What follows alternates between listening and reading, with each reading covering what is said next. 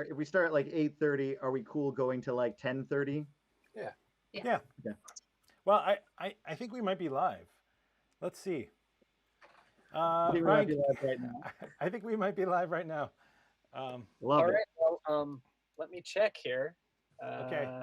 Can you hear us? Everybody, hey, Sess, why don't you talk and we'll see if Lear can. Hey, everybody. I'm Matt Spring from Four Humors Theater.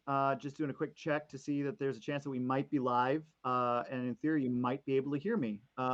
Lear, what's the feedback like?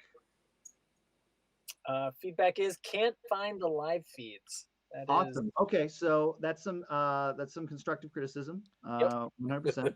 It says we're live on Facebook and 4 people are watching. Yeah, I see it.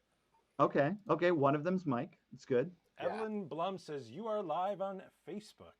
Oh, hi, Evelyn. Thanks. Wonderful. Hi. Wonderful. Thanks for sticking with us. Great Expectation says I can hear more than one person on YouTube. So Okay. yes. All right. They're a literary classic, so I think that's good. Well, so thank you everyone for hanging around. To start, I was having horrible internet problems, and I still am. And we were having sound problems, but it seems like we might have gotten it fixed. So thank you for joining us. Matt is the DM for tonight, so he's kind of in charge. Listen to him. Hello. As I said before, I'm Matt Spring with Four Humors Theater, joined by Ryan Lear and Brant Miller from Four Humors Theater. And we're here to welcome you all to Four Humors sort of holiday, which is April Fools. We move it around from April 1st sometimes if there's a decent weekend day for it. Which is a good tradition to keep going. This marks our 16th year being a theater company. And for this year, both our celebration and our fundraiser, we wanted to partner with another theater that's been very near and dear to our hearts. They've hosted us a number of times for things like our April Fool's show, for full productions that we've done with multiple week runs, for smaller like improv shows, everything in between. We love them. If you were here, you probably have heard of them and love them also. Strike Theater, and we have with us Mike Fotis, co-founder of Strike Theater. Mike, what's going on with Strike Theater these days? Well, not much because we're in the middle of a pandemic. Right. We're running a lot of online classes. The nice thing about being a theater that focuses also on things like sketch writing and poetry and spoken word and storytelling is that you could do a lot of those classes on Zoom, and they actually end up working out just as well. But we're plugging along. We've done okay. We're trying to make it through these last few months here, and if we can do that, we're hoping that we can open like late summer, early fall, middle of fall. I mean, it's kind of hard to say like hard on it or anything, but we're just trying to like charge through these last couple months. So excited for this. So thank you guys. This is really nice of you. Yeah, and so tonight we're asking people. First of all, we're saying thank you for waiting for our technical difficulties for our later start. But if people want to donate to Strike Theater, Mike, what can they do? Well, they could go to our Give MN page on Strike Theater. And then you should be able to find a fundraising thing that says April Fools 2021. But because GiveMN is a donation site, as is, you should see plenty of options to make donations and stuff. If they wanted to donate directly to this campaign, just look for the fundraiser that says April Fools 2021. But it's in the comments of the Four Humors Facebook feed and in my Facebook feed as well. So if people are looking to do that, that would be great. Because you guys live in the Google Meet and you're not on the live stream, you don't know, but there's a big logo that says like donate underneath you to Strike Theater. So. Oh, good. Well, I'll tell you, if I hadn't brought it up, it would have been the note at the end where it's like, you guys never told anyone how to donate. Isn't that the whole thing you're doing? Great show. Oh, we never donated. Oh boy. Look at that. So tonight for our fundraiser, instead of doing a a sketch show or an improv show or something in between, which was our annual April Fool's show. We're doing something different. Over the course of the pandemic, some of us have gotten deeply into playing D&D. Some of us already were deeply into D&D. That's me. But now a lot of people had free time on their hands to play with me, which was great. So that's been my silver lining, keeping me out of the depths of madness, is playing a lot of D&D. But in chatting with people and stuff like that, it's very funny how everyone I know is a nerd of some stripe or another, but not everyone has done the same nerdy things. It's a pretty big net at this point. And one of the things that has come up is that, Mike, you have never played Dungeons and Dragons. I have not. Mike, have you ever played any sort of tabletop role-playing game? When I was at the Brave New Workshop, we used to play Munchkin. Okay. At the I after was shows. really hoping that you were going to say something like a very hardcore, as like Vampire the Masquerade or nothing. No. But I was confused all the time during that, and I was told that Munchkin's a real entry level type thing. Munchkin is a ton of fun. We've played a lot of Munchkin on the road, but yeah, Munchkin is very much designed to be like, do you not have time to play Dungeons and Dragons? Do you not want to do all that stuff, but just want to kick indoors and take treasures from monsters or monsters from treasures? Play Munchkin. So basically what we're doing is we're going to be, Mike knows nothing about how this game works. Brant and Ryan have played D&D before, but that being said, it is a game that has about 700 rules to it. Like, it is a fairly free form, but at the same time complex game. The best way to sum it up is that it's basically long form improv with gambling. Which is why I think it's a great selling point for things, because basically it's like an improv scene where people pitch ideas of what they want their characters to do and what's going on. Instead of there being everyone saying yes and to everything, there are dice that sometimes say no. Hell no. Oh, okay. There's a very good chance that didn't happen. So we'll kind of like talk through that for everyone who is watching, like, as it comes up. But the important thing to know is that you don't need to know anything going in. I made an adventure for Mike to be like his intro, but then also for people watching at home so that they can kind of get a taste of what it's like. And so we are actually going to forego kind of the beginning of the adventure, kind of the middle of the adventure, and jump everyone right into kind of the end of a very epic, probably multiple year campaign in Dungeons and Dragons. One last disclaimer at the end. There have been some homebrew hacks for this sort of thing in order to make it more entertaining for a live stream, make it flow a little easier. So if people are out there being like, Tess has played since middle school and he doesn't know that rule, what a nerd. I do know that rule. I do know that rule. However, I choose not to. That being said, it's a fun freeform kind of game. So with that being said, if no one has any questions, let's begin. Lear, are we still online? Yeah, I mean, we're on Facebook. I can't find us on YouTube. I don't know if we're up or not. Brant, do you have a thought on that? Yes, we are live on YouTube, and actually people are saying that the audio is better on YouTube, which is good to know. So head on YouTube. And also, there we go. Well, then I ask everyone to go ahead and forget about the world that we live in today. Unhinge your tether to this prime material plane. Imagine what might be elsewhere as we are transported to the world of Abralia. That's very similar to how they used to do intros at the old log theater. Yep. That's where I studied D&D. That's where I studied D&D. Does that show? Yeah. Sorry, I'm done. Anyway, if anyone wants a lobster roll, they'll be served in the lobby. We begin in the world of Abralia, a fantastical world far beyond our own, sweeping plains, mountains, glittering green and blue seas. But unlike our world, the world of Abralia for the last number of years has been coming more and more under the sway of a growing darkness, a shadow that has fallen across the lands and people therein, marching without stop or mercy to try to encapsulate all of the free folk who live in Abralia.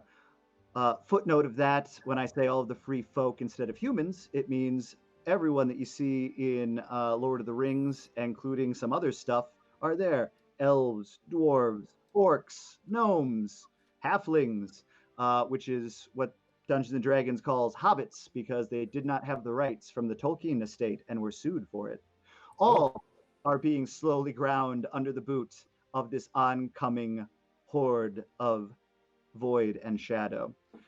Our story begins high above and a little off from the capital city of this unstoppable army. High above, I say, because it takes place in a sky ship, a giant piece of black stone shot through with glowing purple ore that slowly pulsates. Mike's in. It Mike's in. is I didn't know lighted- there were sky ships. I would have played Oh. Music Girl. Oh, buckle up, baby birds. I will feed you. Is slowly drifting across the sky. Beneath the very large piece of stone, defying all physics that our world understands, is constructed a wooden ship below it with a number of chambers that are tethered to this much larger 125-foot piece of stone that's sailing through the sky through magical means. The cabin that is below with its multiple rooms has a number of boom poles coming off from the sides with sails on them, allowing it to turn this way and that. And as our camera slowly pushes forward towards it, we see from the front control room of this sky ship a window shatter and a gargoyle missing a wing and wearing a pirate hat flies out the window and tumbles screaming ah down to at least almost a half-mile drop below. The camera pushes in further to see who it is that has just thrown this captain of this dark sky ship, named that we see emblazed on the side, Storm's Talon, from the cockpit. And standing, looking through the small, large break in the window, we see two tired, weary, but victorious adventurers watching the gargoyle they just threw out. Ryan Lear and Brant Miller, would you please introduce and describe your characters? Oh, and we are off to the races. We are off. Here we go. What? My character is Peleus of Neverwinter, a very old wizard. He's been around for many years, knows many spells. Very old man, gets a little confused sometimes. And he is on this adventure waiting to kill the big bad end guy. Outstanding. And my name is you, because I couldn't change my name in Google Meet to anything else besides YOU on the screen, so I thought I'd just leave it. I'm a warrior. I come from Glendale, and Arizona?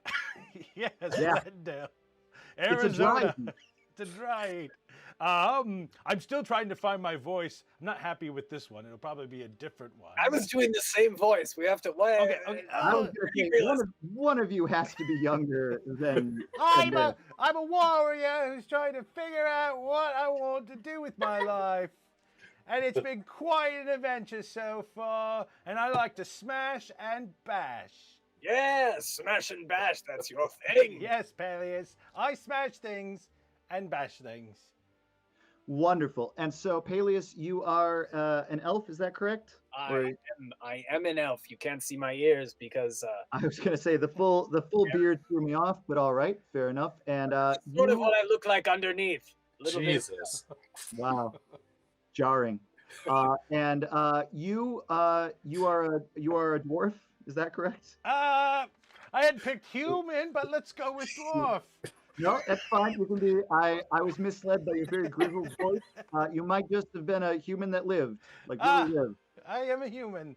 I am a human. Well, I'm going to refer to you as you, the warrior, then, because just saying you, I already can see is going to cause a lot of problems, even though it's hilarious on me? paper. It's a very use on first situation. It is exactly like that. So, you, the warrior, and Peleus, you are both looking out from where you have just finished battling the Sky Captain of the Midnight Armada and thrown him from this window.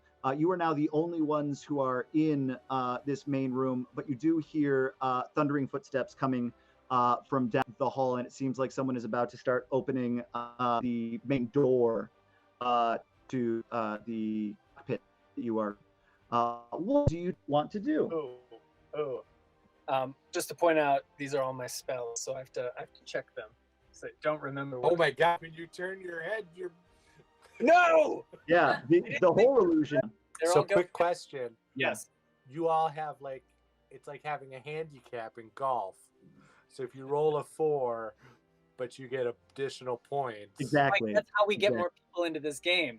We need to use golf analogies. It's golf. Finally found the connection. It's exactly like that, Mike, because there are some things that they get pluses to at it, and some things they get minuses to. We happen to have made 2 other characters, one of which is kind of based on brawn, and the other one that's kind of based on brain. So if they try and do the other things, like if Lear's character was trying to hold the door closed, it would not probably have gone that well. I'm very weak. That being said, it might have if he'd rolled crazy good on the D20. So roll up. What do you got for the rest of it? 8, 9, 10, 11. 11 total points of damage. The 3 magical missiles. Yeah, each of them streak around. Every place that they kind of hit on the arm, the shoulder, and the side of the face on this knoll kind of like sizzle and burn. It actually forces him back, and you, the warrior, manages to slam the door the rest of the way closed. There doesn't appear to be an actual lock to this thing, though, so that you can feel them pushing on the other side. Looking around the rest of the cockpit, you do see that there is a large glass cylinder, probably like 6 feet in radius, and inside there appears to be a being of wind and light that is inside of it, with a number of tubes and mostly tubes coming off of it, because it's still a fairly medieval setup, and that seems to be the only thing that's in here. You also notice that the ship itself is starting to slowly the nose of the ship is slowly starting to tip downward. Difficult.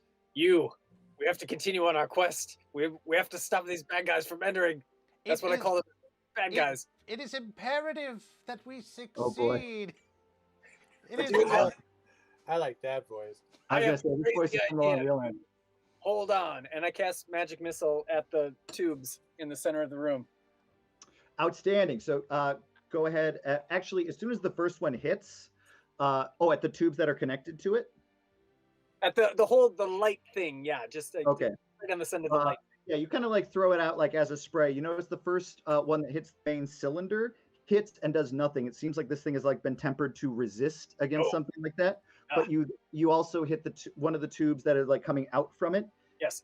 Which immediately ruptures, and this arcane energy starts bursting out of it. You watch as the creature inside sees the opening, gives you a thumbs up, and then forces itself down through the pipe.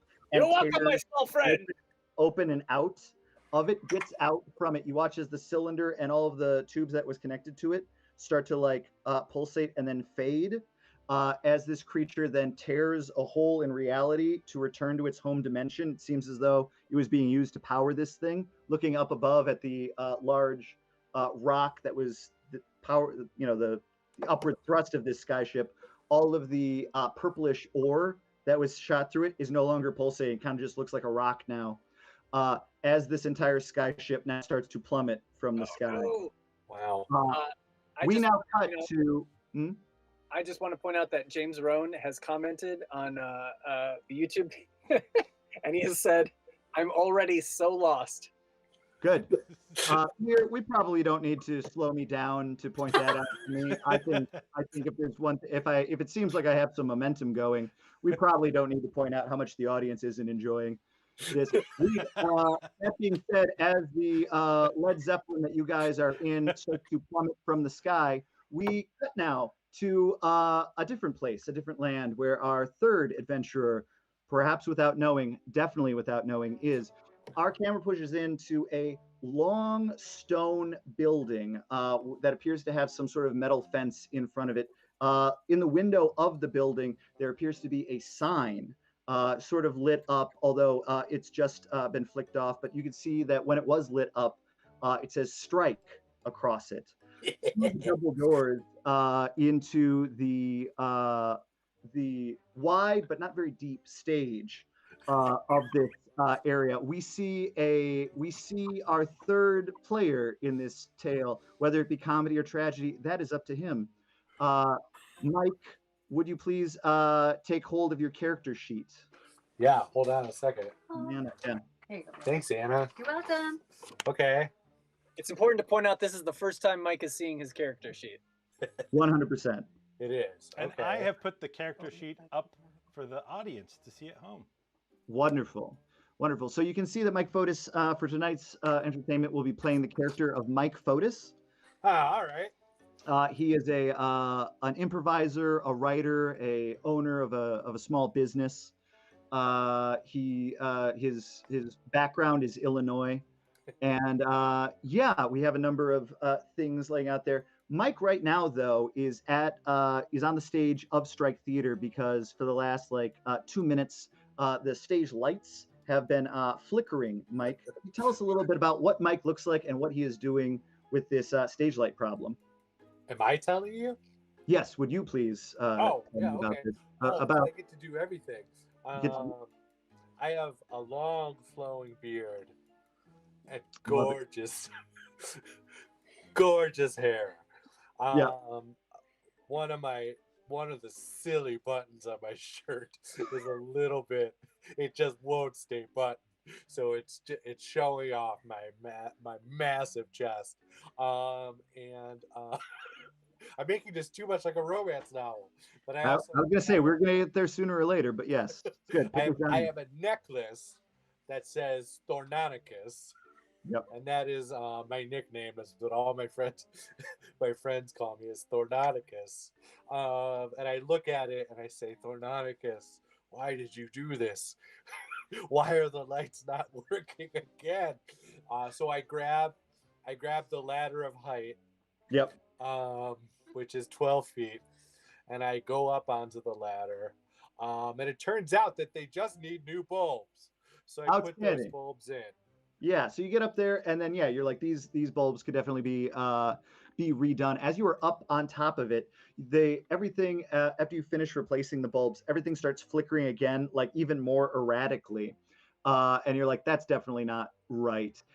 As suddenly, just off from center stage, because center stage would be too easy. Just off from center stage, a tear appears in the air of purplish and blue energy, which slowly starts to push open bigger and bigger, and you feel suddenly the pull of what seems like almost like a tear in a spaceship. Okay. You are being pulled towards it. Mike, would you please go ahead and give me a strength saving throw? On your sheet, there is something for your strength, and then there would be next to it a number for a saving throw. That is anytime something is happening to the character. So I roll, then I add whatever my plus is. Yep. It's a 19 in total. Wow. Yeah, Thornonicus, 100%. Like as you start getting pulled, you reach down with one hand and like grab the edge of the stage, which, as we know, like the lip of the stage is like almost nothing. It's very small. With just your finger muscles, like grab onto it. You catch the ladder of height, which is starting to like pull away, and then also you see your bag, your like messenger bag, starts to slide across the floor, and you catch it with your foot. Okay. With the 19, you catch everything that starts to like go wrong. At which point, now that you've actually caught everything, that's when you feel the edge of the stage start to peel up as the energy like increases, and you are pulled through the tear in space with all of those things that you caught, tumbling forward and landing on a wooden floor that seems to be of some sort. At first, you think is like an old timey ship. Okay. And that it also doesn't have like a wheel, but does have like a broken cylinder in the middle of it with like tubes. Also, there's a very old elf and a human that kind of looks like a dwarf, whose voice kind of like is a moving target as you land there. But I will say, Mike, it should be noted what you have now with you, since your strength was so great, you were able to grab so many things that didn't land in time and space. You have that ladder. Yes. Thing. Inside your bag, you have a number of items that I just assume that Mike Fotis would have in his bag at any given time, which is especially if he's working over at Strike Theater, which is you have a bunch of tie line. Yeah. You have a roll of gaff tape. I mean, like half a roll of gaff tape. Yeah, that's right. Yeah, you have a copy of Truth and Comedy. Yeah, that's true. And you have a binder that has a number of stories in it that very clearly were meant to be told by one man sitting behind a medium-sized or larger table. Oh, inside the binder and the folder, are there mixed reviews? Yes. Yeah, there are things like there are reviews from people who are like, yes, once again, Mike does it. And then there are other reviews that are like, I don't know why he didn't memorize this. I guess you'll like it if that's your thing. Yeah. The audio, basically right on the top it says, it seems like a lot of the people there liked it. Oh, great. Yeah. That being said, as all these things are kind of falling out of your messenger bag, you do see that the last bits of energy coming off of the tear in time and space suddenly sort of like spill out and land on your binder. Okay. And then you're sucked into your binder. Now your binder is just sort of like glowing, this sort of like purplish blue. As you see, again, this warrior who seems like he's desperately holding a door closed, and this wizard who is looking like, what the hell did I do to this cylinder that now has a number of holes in it. What do you all do? I want to say hi to everybody. Oh, It's a good start. Hello. Hi. And how's it going? Not ideal at the moment. What a strange dialect you have. Oh, I'm from Illinois, so this is just how we sound. I was trying to fix the lights in my theater, then I got sucked into this vortex, and I thought I was in MTN, but I'm clearly not. I'm like I'm on a ship. What's your deal? We're adventurers. We've been doing this for years. Oh, I consider myself an adventurer in some ways of the arts. You look it. You look like an adventurer. I can see it in your eyes. And my flowing hair and beautiful beard. It looks like you've been growing that hair out for 6 months. That's right. A lot of people call me Mike, but I feel like we're pretty tight. So if you two want to just start calling me Thornonicus right away, Yeah, that's great. Welcome, Thornonicus. Thornonicus, okay. You, the warrior, go ahead.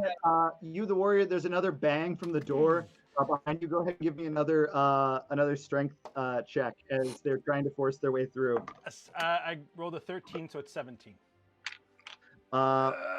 With it, you feel as the door starts to give way at the joints, actually, like they're pushing on the other side as well, as suddenly like the entire door comes off its hinges, and you, the warrior, is forced several steps forward, still holding the door. Okay. As from around both sides now, a number of gnolls are starting to peer around now that we've got in here. It should be said at this point that Thornonicus, you have definitely noticed that the thing that you're in at first that you thought was some sort of sailing ship is definitely falling. You're starting to feel that feeling in your stomach. Shit. The thing that like you are going down, and there's probably only so much time before this thing crashes. That being said, it seems as though 4 very large, like they seem like they're about like 7 feet tall, hyena men are coming in with spears slobbering. They are yipping at each other back and forth. One of them points to the window that's been broken, as though pointing out that's probably where the captain went. And they are going to rush forward at the 3 of you. This would be the point in D&D where we would roll for initiative to determine the turns and stuff like that. We're not going to do that because there's an extra step, but let the record show I know how to do it. I know how to do it. Totally. So our order of events are always going to be this. We're going to start with you, the warrior. His reflexes are very quick, followed by Peleus. This is not his first rodeo. Followed by I may be old, but I know what I'm doing. Followed by Mike, so that Mike Fotis, both the character and Mike Fotis, the player, can take a moment to compose what he would like to do. Then the baddies will go. It should be noted at this point, Mike, that like as they are rushing towards all of you, your binder kind of like flies open, and you see that actually past a number of reviews, which get sucked out the window from the air that's going by. Except a couple good ones. Yeah, I was gonna say I'd like to keep. some of them are in there like tighter, and like you can tell like they got it. Quentin Skinner wrote some really nice ones. I'd like those to stay. Yeah. But the very last page suddenly has like a couple pages in there that you did not write. It's really been rewritten in this sort of like purple and bluish script, describing spells of some sort. That and if we could go ahead and hand to Mike what his spells are.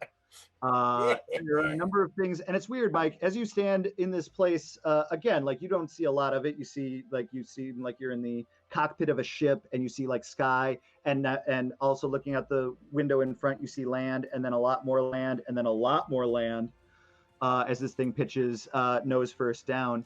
But like you feel differently here, and you find yourself, when you think about these spells that are listed, being like, I guess maybe, this, who knows why this is happening, but maybe. But yeah, you, the warrior, you will go first. There are 4 gnolls that are rushing at you guys with spears. What would you like to do? You? Good. I'm going to first, with my free action, turn to Thorcanicus and go, now that you're here, we can handle these fools. And I'm going to strike the closest gnoll. Oh, well, first, I'm going to start I'm just going to strike the first one. And closest to me. I rolled a 16. Oh, easily, yeah. These gnolls are wearing like sort of like heavy, like leather coats with like some like rings like sewn to it with shields. But you managed to easily like duck past their shield and chop into him. Go ahead and roll for damage. He does a whopping 12. Oh, dang. Yeah. You managed to like come up and under with your, what weapon are you using? I'm using a great axe. Can't you see? Ooh. I cannot, but I'm rolling with what I can see and what I can't see on these video screens. It's all theater of mind for me. I'm holding it in the video. I can't see. You've been frozen since you put the hat on for me. Oh, really? Oh, cool. Yep, no worries. Anyway, you go under the shield and smack him in the stomach. It seems as though the rings managed to slow it down a little bit, but you definitely feel ribs break, and this gnoll looks very, very hurt. Great. And I'm going to hit the next one with my second attack. Okay, yeah, just moving forward. Boom, you hit one. Flip it around to the other side. Go ahead and make an attack. And do I tell you now that I'm going to do a trip attack? Yeah, go for it. Okay. Tell me now. So I roll let's roll the attack first. Yeah. A 20, nat 20. A natural 20. All right, Mike. Well, here we go in your crash course. If someone rolls a 20 on the 20-sided dice, that means things go as well as they possibly could go. So it's a cause for great celebration. A nat 20. It's like hitting a blackjack. It's like there we go. I'm sorry. Why am I describing this in terms of? Right. Mike, what's the golf metaphor? Well, getting it in the hole, dude. There we go. All right. Now you understand. Slow down, Mike. Slow down. I can't narrate this and take notes. We were mostly luring you here to teach us about golf. As I smash into that second guy, I do 2 points of damage, so that's 4. While doing whatever you roll on the dice, that doubles. Yeah. So I turn my 2 into a 4, and I go, huzzah! We've already raised $1,000, which I don't know where that came from. Just kind of popped into my head. So It's weird too because it wasn't like in your voice. It was like you were possessed. I'm still working on the voice. So and then I do yeah. the trip attack, and so I roll a 1d8 for that. Yep. Okay. Which would, I believe, be doubled. Basically, when you roll a natural 20, everything you roll on the dice doubles. And that's a 6. Did you do it?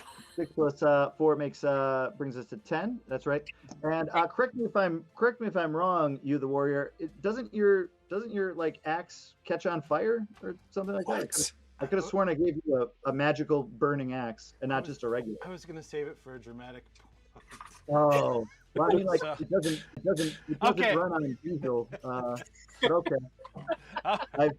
I've outed you because I thought that you were not playing optimally. I will stop. Oh, sorry. And then I turn my axe on fire after I've hit it, just to scare the shit out of it. Pretty good effect actually overall. Go ahead and give me an intimidation check. Okay. I rolled an 11. What's the modifier on that? Charisma. Charisma. So I rolled a 10. Oh yeah, not very charismatic. Not very. You do it, but like not with as much confidence as a guy whose axe is on fire. It's Like, the voice, really. It's just it doesn't sound confident in its choices. Yep. The knoll that you tripped with that second attack falls prone. So now there are 2 knolls that have been hurt. One of them is laying like flat on his face, and 2 that are still up. That is Yu's turn, bringing us over to Peleus. Excellent. Yes. Sorry.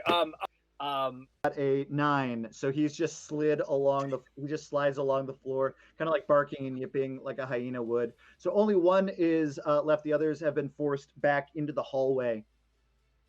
And also, it's going to take them, as long as I'm concentrating on this, it takes them 2 feet of movement for every foot that they want to move. A gust of wind is continually blowing towards them. So basically, it'd be like 30 feet of movement, which is their Yes. movement to get back to where they started. Okay, great. Yeah, you kick up your hand.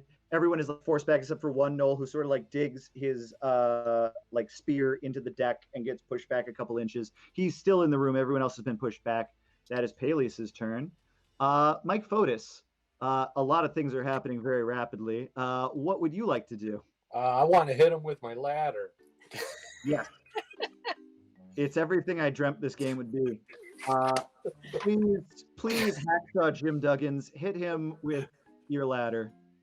Do I just- You have you will note that on your character sheet, I've set up a weapon that's just called whatever Mike finds, or yeah. like you find, for your attack and your damage. So just roll your d20, add what it says for the plus for your attack. Ooh, a 10, but then I add 3. Right? Oh, that just hits. Yes. His armor class is 13. So if you tie, you succeed. Okay, so now I have to roll for damage. Yep. Roll that Alright. d6. A D6. It's the dice that everybody knows. Exactly. A 2. It's a 2. A 2. Yeah, he's got his arms desperately holding onto his spear as you come at, and just with the ladder smack him on the side. Kind of like rocks back and forth and kind of like looks at you. It's actually probably the most realistic thing that happened. Someone getting hit by a ladder and just be like, "Ow, God." Great. And so that is your action, Mike. It should be noted that on anyone's turn, they get an action. They get their movement, which in your case is 30 feet. You can take it at any time or break it up any way you want. And then also their bonus action, which is to say that something that like over the course of your turn, which is supposed to take like 6 seconds, something else that you're able to do. Most people don't have a bonus action, or if they do, it's very specific. Your character does start with one, though. You have a couple spells that are bonus actions, and also you have the ability Inspiration that you can inspire someone to help them out as a bonus action. Would you like to do any of that now, or? I feel like I better save it. Yep, you can absolutely save it. So yeah, you do that. The knoll looks at you. It's kind of awkward because you didn't like take its head off or anything. And we now go to the knoll's turn. The knoll that is next to Mike Fotis is going to turn and is just going to try and bite him. He's still holding on desperately to his spear to not get pushed back by the wind. He's going to try and bite Mike for a 16 plus 4 which is 20. Ouch. Mike, what is your armor class? I don't know. 10? It is 10 because you are just a guy wearing clothes. There is nothing else going on with your thing. So yeah, maybe some sort of a shirt, maybe a windbreaker of some sort. It's starting to get nicer out. As this gnoll, with its surprisingly long neck, reaches out to bite you for 3 points of damage. So your overall hit points go down by 3 points. When you get to 0 hit points, you are starting to die. You are unconscious and slowly dying. I didn't know this game had stakes. Mike, what is the golf metaphor for starting to die? The senior tour.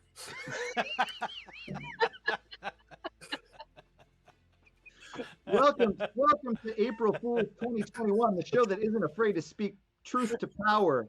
And apparently really take golf to task. People on the YouTube for more baseball and football metaphors as well. So feel Okay, yeah. Okay, that's why we brought Mike here.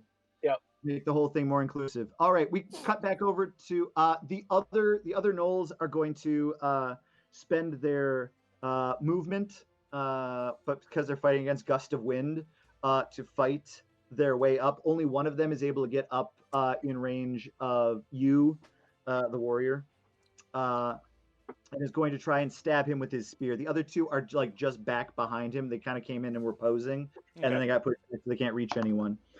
So you, does a 18 hit you? I have a AC of 18, so. So on a tie, it goes to the attacker. So yeah, they managed to hit you for 7 points of piercing damage. Just coming in, boom, like hitting you like right. Okay. And now it's your turn, you. I'm gonna just be like, I wouldn't have done that, and strike him back with a flaming axe, because it's on fire. There we now. go. So I roll a critical 1, a critical fail. That's a critical failure. So it goes as badly as it could. You almost drop your axe. It kind of like goes out of your grip for a little bit. Everyone is able to see that actually trailing out from your axe is actually attached to a chain that goes back to you. So you can't actually lose it. And you like pull it back. You pull it back real quick, kind of like one of those pens at the bank. Or the kids that are tethered at like Disney World. Yep. You, like pull them back. So. So that was your first big whiff of an attack, and the hyena is laughing at you, not with you. Okay. Well, I get another attack because I'm a battle master or something. So that one is that is a 10. A 10 will not do it. You get it back, you swing again, and it just brings its shield up to block it, and just in your face with the smell of like rotting meat is just yipping and laughing at it. And then I whisper to myself, you need to be more confident. Great. Bringing us to Peleus. Peleus, you do notice at this point that the ship is picking up speed as it is trying to get down to the ground as directly as possible. Yes. That's how gravity works. Oh no. I look around. Can I see if there's any way of controlling this ship? Yeah, give me an Arcana check. Okay. Rolled an 18. I should be good at Arcana. I have a +7, so whatever 18 + 7 is, pretty good. 25. Yeah, you look around real quick, and it seems very much like the tube in front that contained the air elemental that was powering this thing. Yes. Still does have like a bunch of energy that is in it. It's just hemorrhaging out through the hole in the pipe that's feeding off to the side of it. And because it's leaking out, it's not getting up to the rest of it. Like there's maybe I shouldn't have fired a magic missile at the part of the ship that controls. You can't live your life thinking like that, Peleus. Can we retcon this? Can we go back? No, because it got Mike Fotis here. So Yeah. No. And we're very good friends. Yes, Thornonicus. Yes, we are. Yeah, thanks for using my nickname. I'm going to go over to the central hub, and I'm going to try to put a tube back on it. It's not the fact that the tube is off; it's the fact that the tube has a tear in it from it. Like it looks as though like the tear needs to be closed. Do I have mending? Closed or covered or something like that. Yeah. Yes, I don't have many. I try and just take my hands and put it on the tube. 100%. Yeah. Give me a strength check. This is not going to end well. I'm an old man. I rolled a 9. And my strength is a 0, so I rolled a 9. Yeah, you put your hands up to it. It kind of burns due to the fact that magical energy is pushing its way out, and your hands are not, not zoned for that sort of thing coming out. So yeah, we cut on over to Mike Fotis. Mike, you see that Peleus has gone over and is trying to close the hole in the close the tear in the pipe, apparently with his hands. I want to help him. Oh, great. Because I have gaff tape. What? You do have gaff tape. You do have gaff tape. Go on over there and give me, since he's over there also trying to close it, give me a sleight of hand check with advantage. Oh, what the fuck did you just say? Advantage. Okay, let's break down the gobbledygook I said. Advantage means that you roll twice and take the higher number. Okay. Sleight of hand is a dexterity ability of some sort. So next to your dexterity, there are different skills that you can do. Oh, I have a 0 for that. Outstanding. So I roll this dice twice. You roll this dice twice to wrap gaff tape around the hole. 14 or 1. Well, on the plus side, the difficulty, the number we were trying to hit was 12. Nice.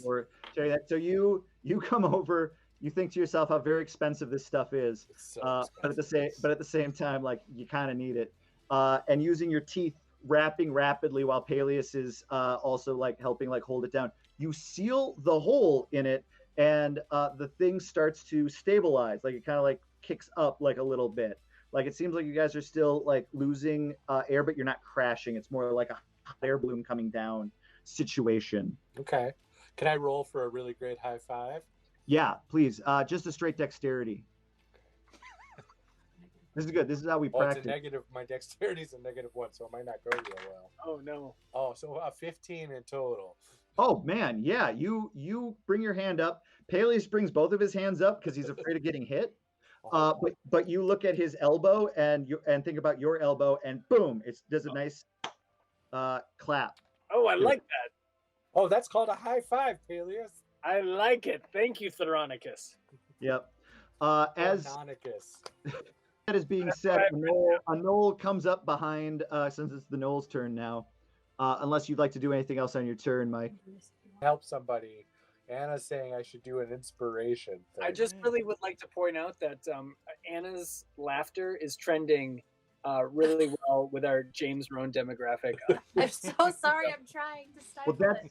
That's great because if James doesn't know what's going on but does know that Anna's having a good time, I think that kind of cancels out. He did say something like, "I can still have a fun time and be totally confused." So that's true. There's probably a heavily improv audience here, and there's lots of times in improv I'm like, what is going on? So Mike, you'd like to inspire someone using your inspiration ability. Who would you like to inspire, and also what do you say to inspire them? I want to inspire you. He seems a little sad right now. And I want to tell him, because I read Truth and Comedy quite a bit, that don't try to tell a joke. Just you're doing it right. Right, exactly. Yeah. Over the course of, again, wind is whipping through the broken part of the window. They're a height of this ship. And as you look over at Thrononicus, who's looking at you, he says it, and it just seems so true. Of like, again, it's that sort of like, he seems like he makes you need to do better or whatever, getting in your head. Get out of your own way. So for the next 10 minutes, you have a D6, 6-sided dice that you get to roll and add to an attack, a saving throw, or a skill that you were trying to do. I did that for you. Thank you. So remember that, Brant, because I will not remember that for you. I'm holding on to it until I use it. Yeah. Never mind. Keep going. Never Okay. Bring us back to the Knolls. One comes up behind Peleus and tries to bite him with a 14 to hit. Muted. You're muted as you're doing your monologue about. Oh boy. I mean, the clock is ticking here. Is it a good bit? It is clock ticking. I have a 13, so it hits. It does. Okay, great. Yeah, he sinks his big fangs into you for 4 points of damage. Not good. Which makes sense because you're dressed in like the wizard version of what Mike Fotis is wearing. Like you're just wearing clothes. Yes. The one that's in front of you, the warrior, attacks for a 14 to hit. That's not going to do it, right? That's not going to do it. And when he does that, I'm going to use one of my maneuver Oh, dice. yes. Riposte. When a creature misses you with a melee attack, you can use a reaction and spend one of your spirit already die to make a melee attack against the creature. So I'm going to hit him right now. Please. Yeah, he fucked up. A 20. A natural 20. 2 natural 20s for this character. I feel like, I was going to say, for as much as we talk about him being sad, he's pretty good at it. Not very confident. All right, let's see here. Come on, baby. 11 for 22.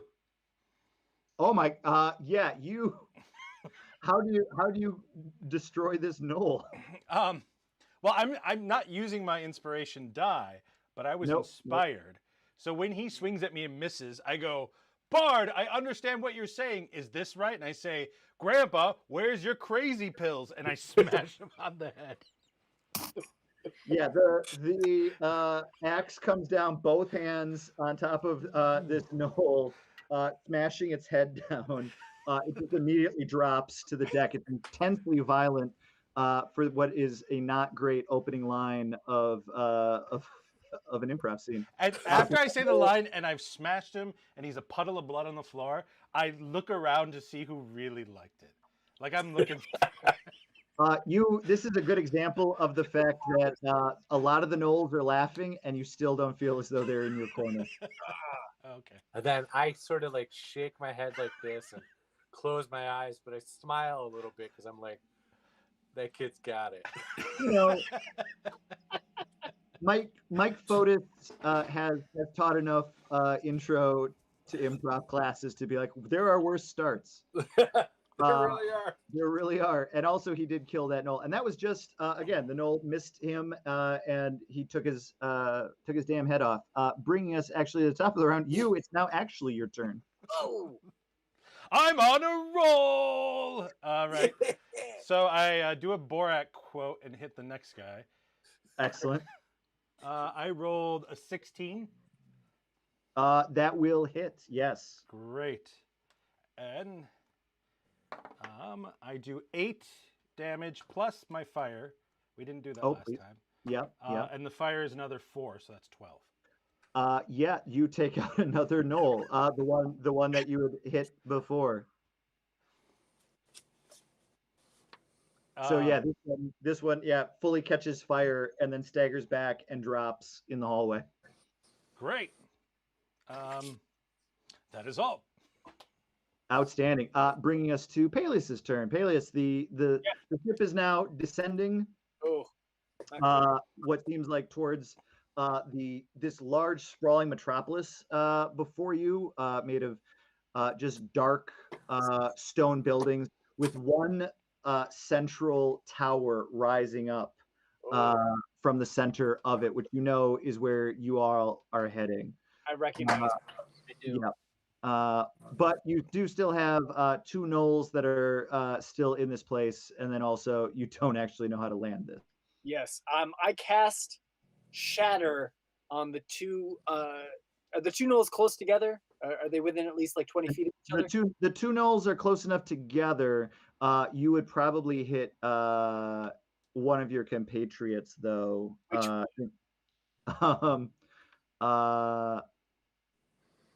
It would probably be Mike Fotis, actually, because you cleared up the 2 that were around him. Don't you have an ability for that, though? I do. You know what? Thank you for saying that, because it is an evocation spell. I sculpt it. I say first to Thornonicus, That's right. By the way, people on YouTube are asking for merchandise from Strike Theater that says "I am Thornonicus" on it. um, I asked Thornonicus, you seem to be friend or foe? You are friend, yes? We're totally friends. We just high-fived. We did high five. It was amazing. And I used my evocation magic to sculpt my shatter spell around Thornonicus, hitting only the gnolls. They must make a con save, I believe.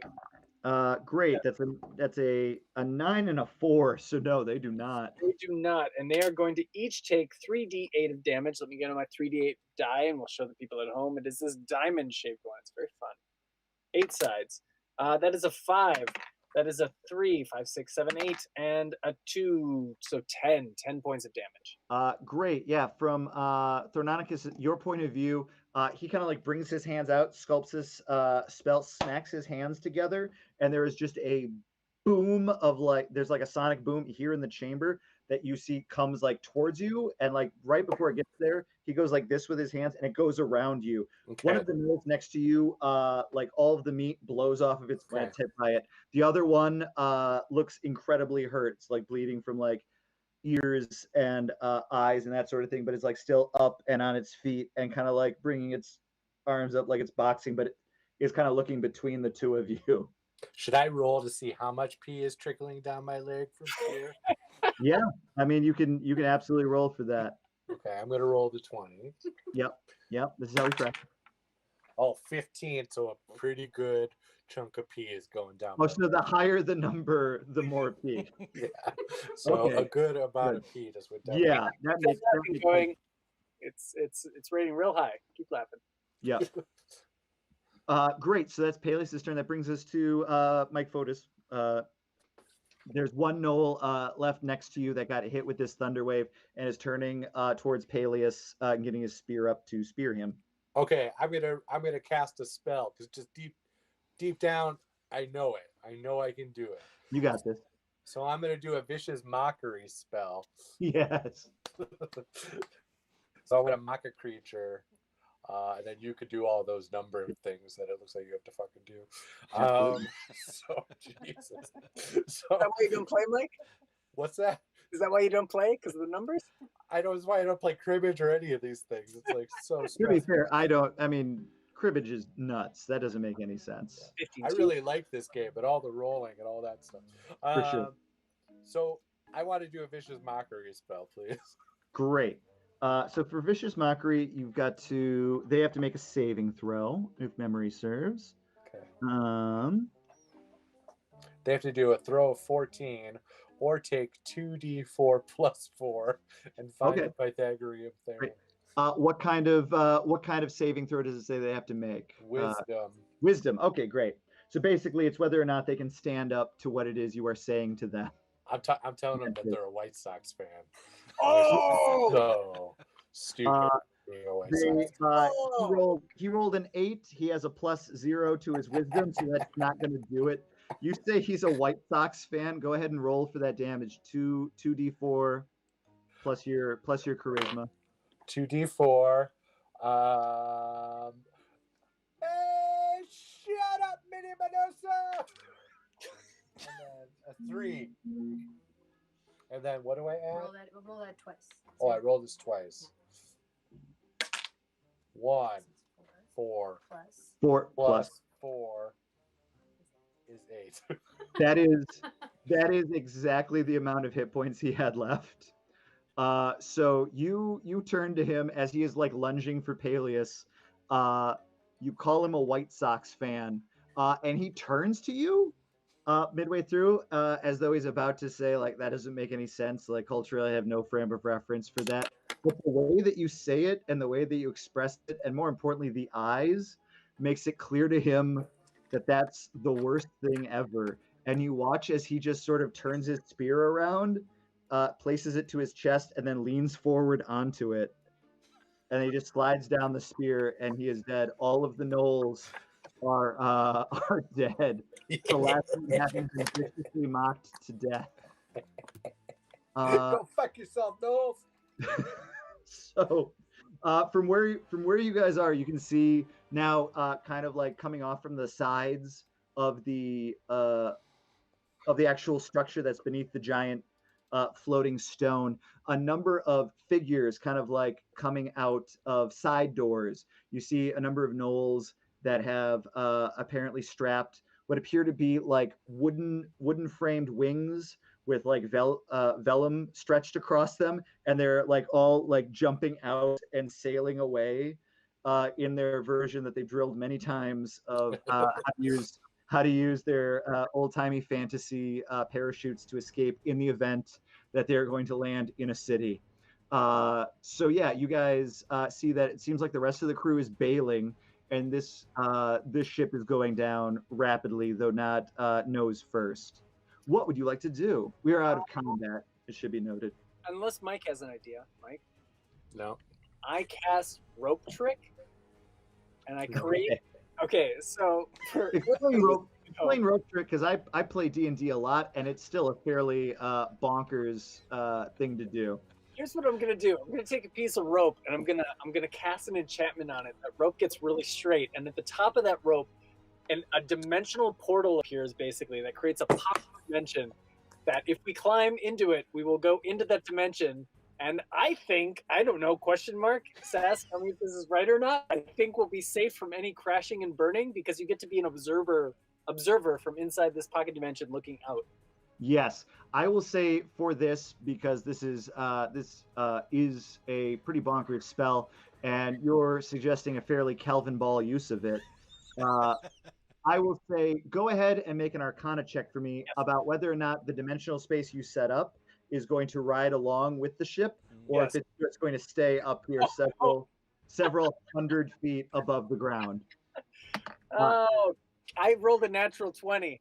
Oh, great. Then yeah, you reach up and you find yourself being like, yeah, you know what I'm going to do? I'm just going to tether it to this structure that it's going down, but at the same time, so yeah, you know that this pocket dimension is going to go along with it, but you guys will be inside a pocket. Lord! And yeah, so Peleus, everyone watches as Peleus brings out a rope, and he starts doing like da da da da da da da, and everyone's like, is this the verbal component of the spell? He's like da, and he like twirls it to make it clear that it's like it's. Oh, he's such a showman. Yeah. And then as he's twirling it, he suddenly throws it straight up, and it just snags and holds straight up like a fireman's pole. And then he keeps doing it, and grabs it and pulls himself up. And as he gets within the top of it, he just disappears. Come with me! Yeah, you can hear him still through it. All right. Yeah, man, I'm doing it too. Yeah. All right, Theranicus, let's do this. And I just climb up there. Yeah, both of you. Yes. It's what? Both of you climb up and follow and discover as soon as you get up to the top, it's as though you're kind of in this, Willy Wonka and the Great Glass Elevator situation. You're just in this clear, floating, like waiting room that you can see the ship as it is coming down, and the waiting room is moving along with it. And then over the course of the next couple minutes, you watch as the ship slowly comes down into this dark stone and smog-filled city, and slowly plows through a building, and then another building, and then through like the street below, and just it's slowly grinding to like stone and wood is shattering and flying every way. Can we roll to make sure all these innocent people are okay? Go ahead and make a perception check for me, Thornakis. 16. Pretty good. As you are there and kind of like have a great observation deck. Oh, and 19, I guess, because I have plus 3.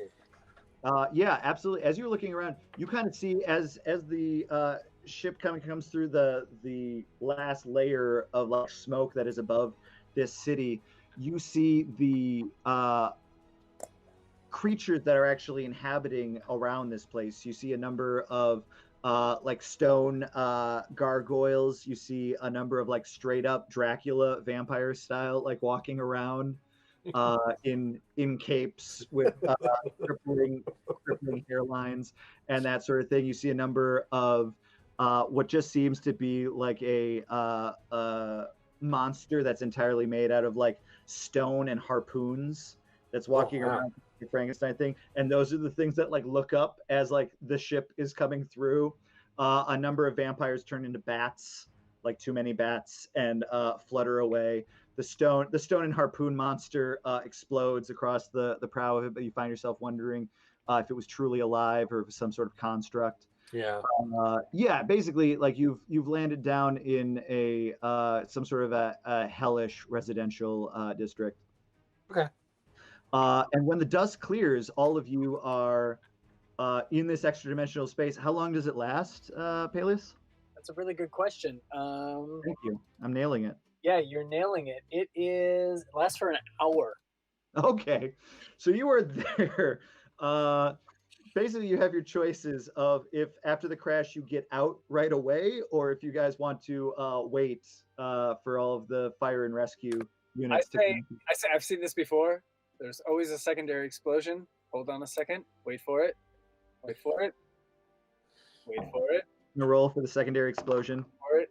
Yeah, 100%. Like you see as the big stone drifts further forward, the ropes and cables that were mooring the vehicle that you guys were in snap as the entire black and purple stone hits nose first and then slowly tips up and forward, like flipping an 18-wheeler. And it goes forward. As it settles on the other side, it just goes off in this purple and blue. Like huge amounts of property damage has been done here in the capital of the Armies of Darkness. And you all are sitting now in this extra dimensional space, which would probably be a good time to bring Mike Fotis up to speed on the quest. What's up, guys? What's going on? Hey, where you from? Me? I'm from Illinois, but I've lived in Minnesota for 21 years. Really? What are the differences? What do you find most striking? You really have to figure out what people mean up here when they say stuff. But other than that, Really interesting. Yeah. That's interesting. But we have cars where I'm from. Seems like you all have stone magic ships and then horses and stuff. So there's a contrast there that's interesting to me. And maybe sometime when we're at a bar hanging out, because we are gonna hang out. We're friends now. Friends, we high five. For sure. Yeah. We'll talk about that dichotomy just a little bit. All right. Well, I'm interested to learn about your Illinois. No, the S is silent. I wouldn't know. I didn't see it spelled out. I just assumed from the way you said it, there was an S on it.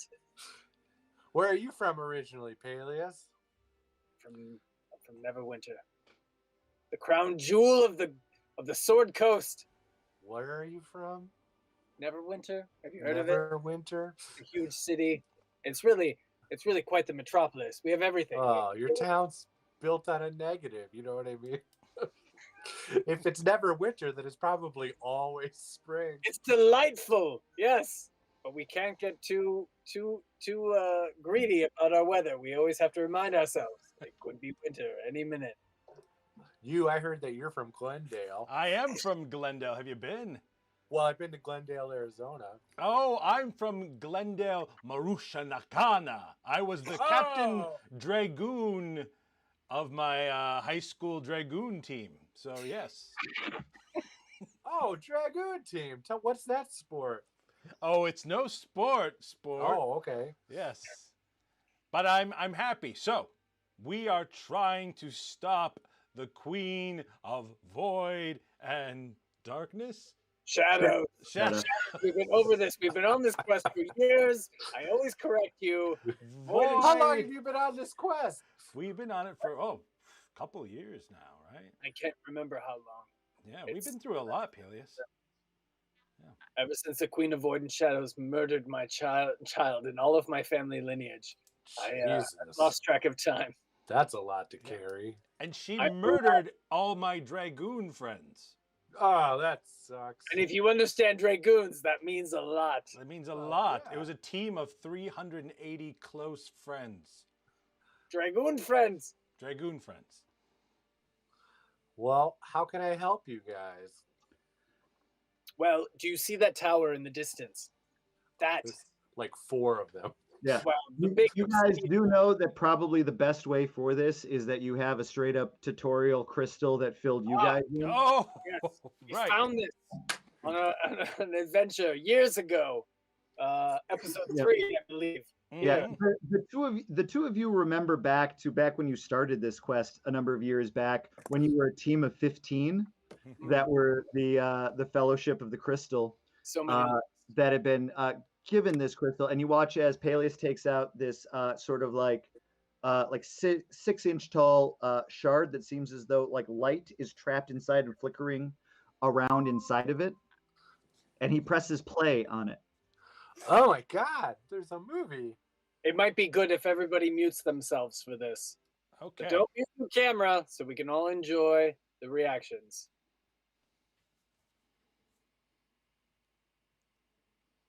Let me know if the audio doesn't play.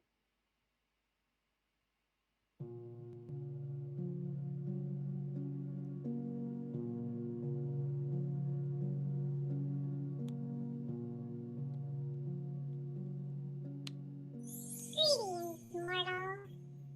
I am Event Morning Dew, sovereign of the pre-dawn glade and leader of the Misty Court. Or, if you need it to be simpler, I am a fairy princess. It's a little reductive, but not inaccurate. And if you're watching this message, recorded in a beam of light, trapped within a crystal, then I am most likely dead.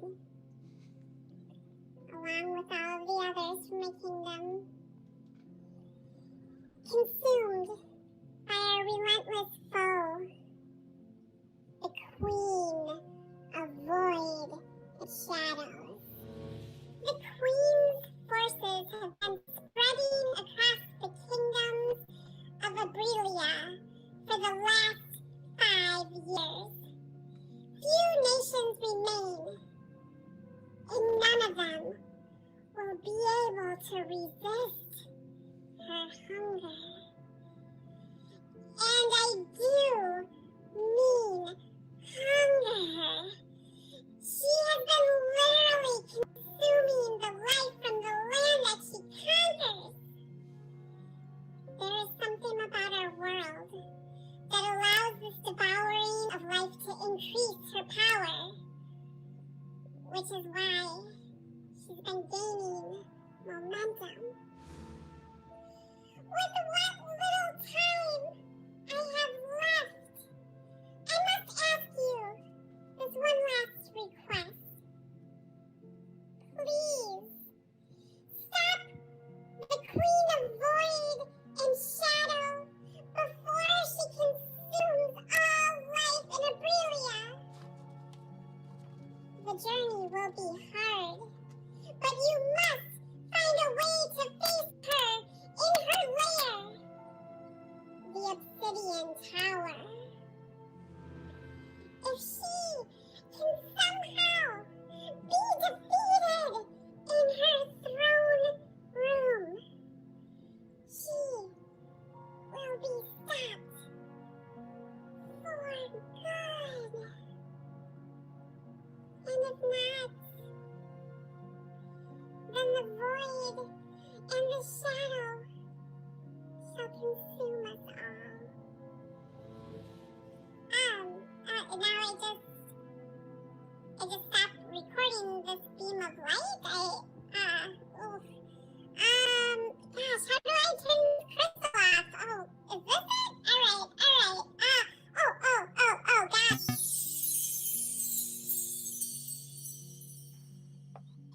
Wow. A lot to unpack there, a lot of feelings. Yeah.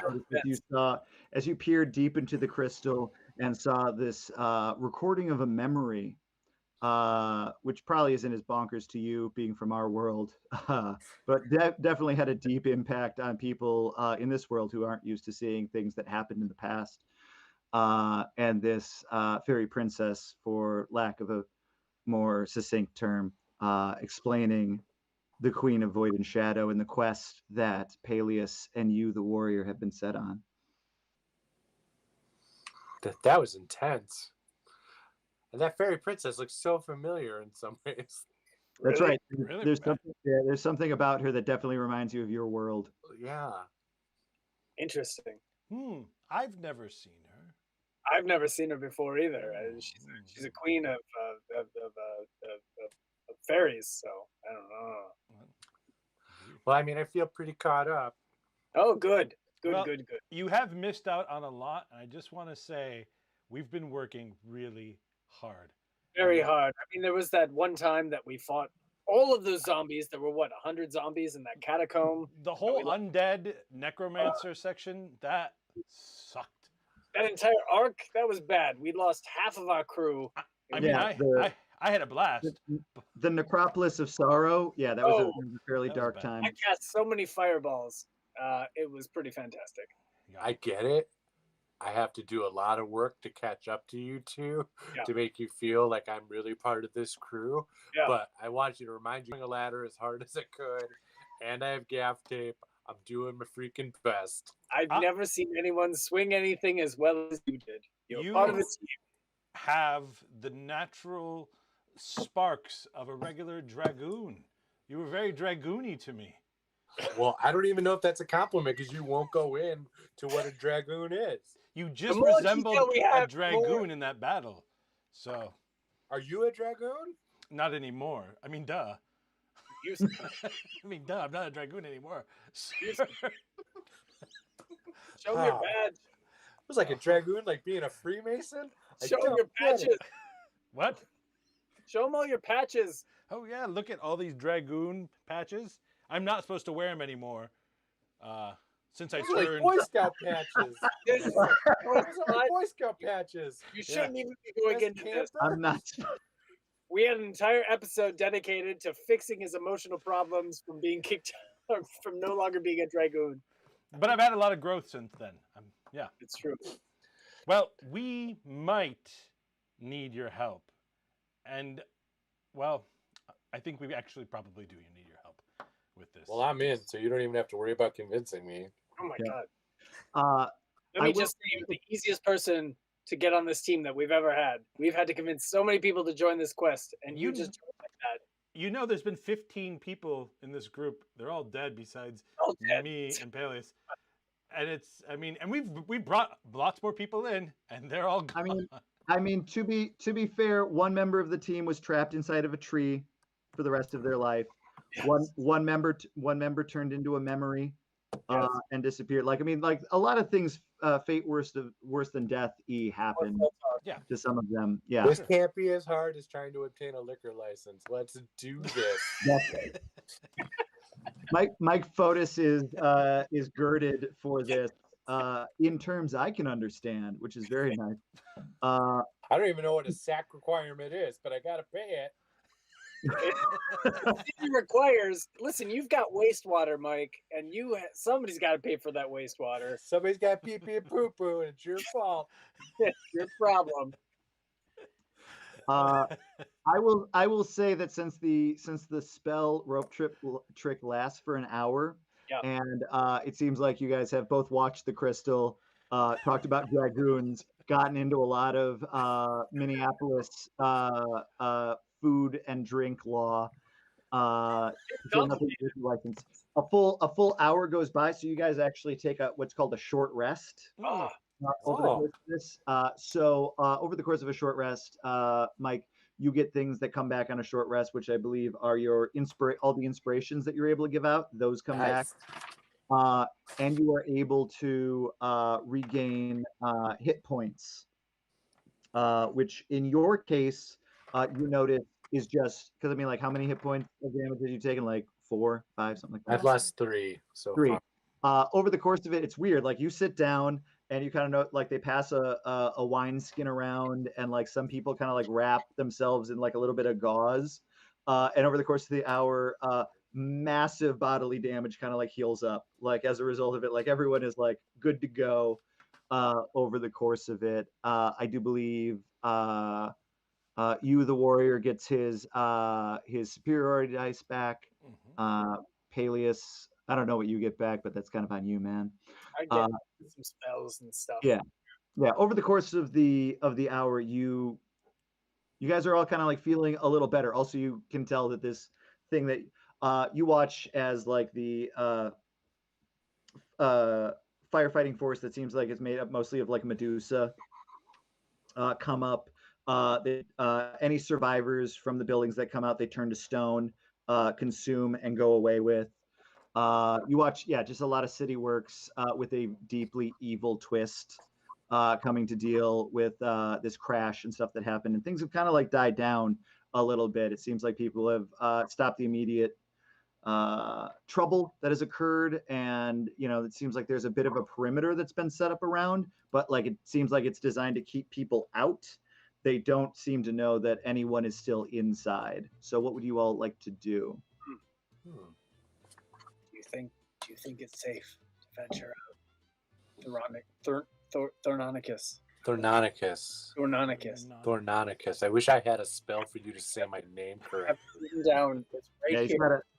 He's got a medallion around his neck that says it. So, well, see, in our world, Thornonicus is a really weird name.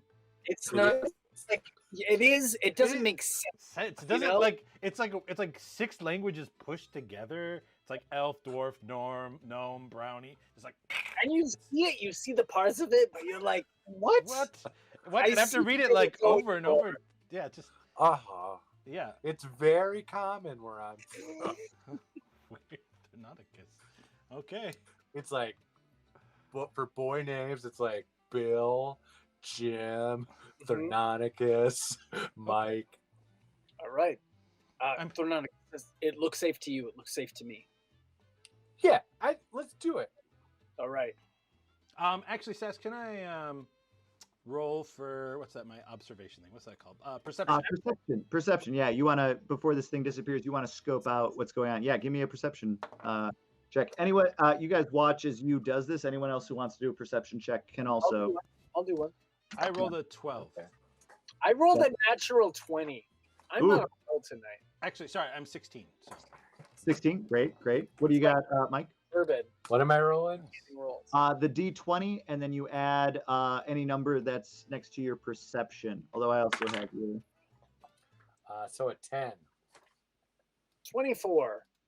Outstanding. So yeah, you all did better, better than average. So as you're peering out and looking around, you see, like I said, it seems like a perimeter has been set up. They've taken some sort of like yellow string and sort of like put it up around in places around to stop people from coming in.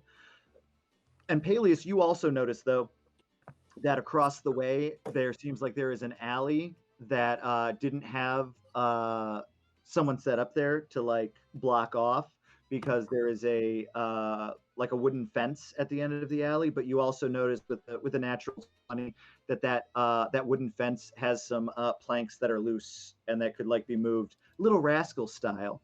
So if you want to make your way there, you think that you'd be able to. You'd still have to be stealthy, but like that's a way out of the perimeter. I point that out to everybody in the group, and I say, I think we can make it out that way. Okay. All right, we start to sneak that way. Great. Could everyone give me a stealth check, please? Probably. I got a 12. I got a 4. Whoa! You guy. 5. I got a 5. Oh, 5. I can't find stealth. Where is it? Oh, I got a 4. I did worse than Thornonicus. Okay. Thermometer?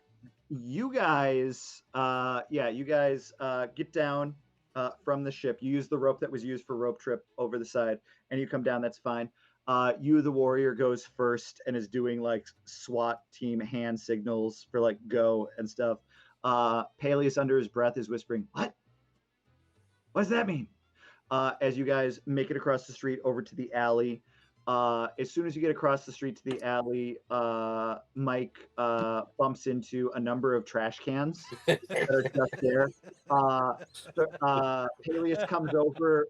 Peleus comes over like to put the top back on the trash can. Immediately, a cat starts yowling. There was a cat inside the trash can, like this is a Hanna-Barbera cartoon, and you hear voices from both sides of the street of the perimeter, yelling, "Hey! Someone's messing with that cat!"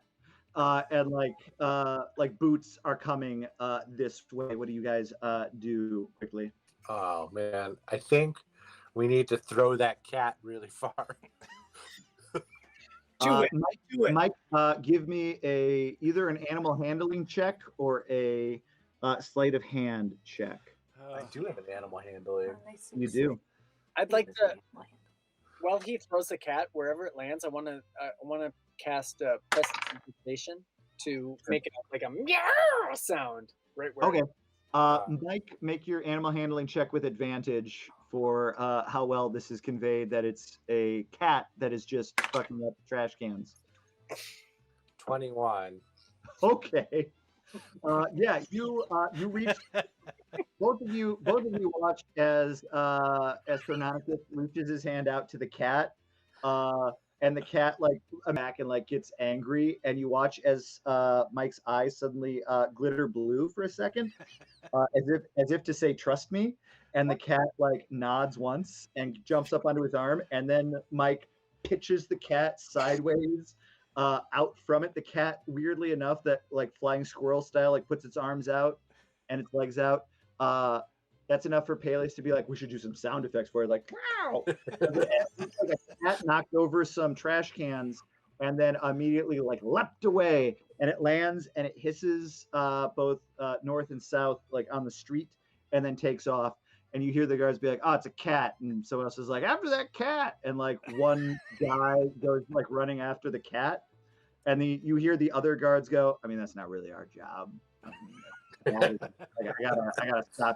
I gotta stop every black cat in this." And you hear boots like kind of go off in their separate directions, and you guys for the moment are in the alley as things settle. Nice throw. That was Thanks. great. Well done, Mike Fotis. Thornonicus. Thornonicus. Listen, you can just call me Thorny. Thorny. I'm Thorny writing is it down. Thorny. I like. And a third name has entered the game.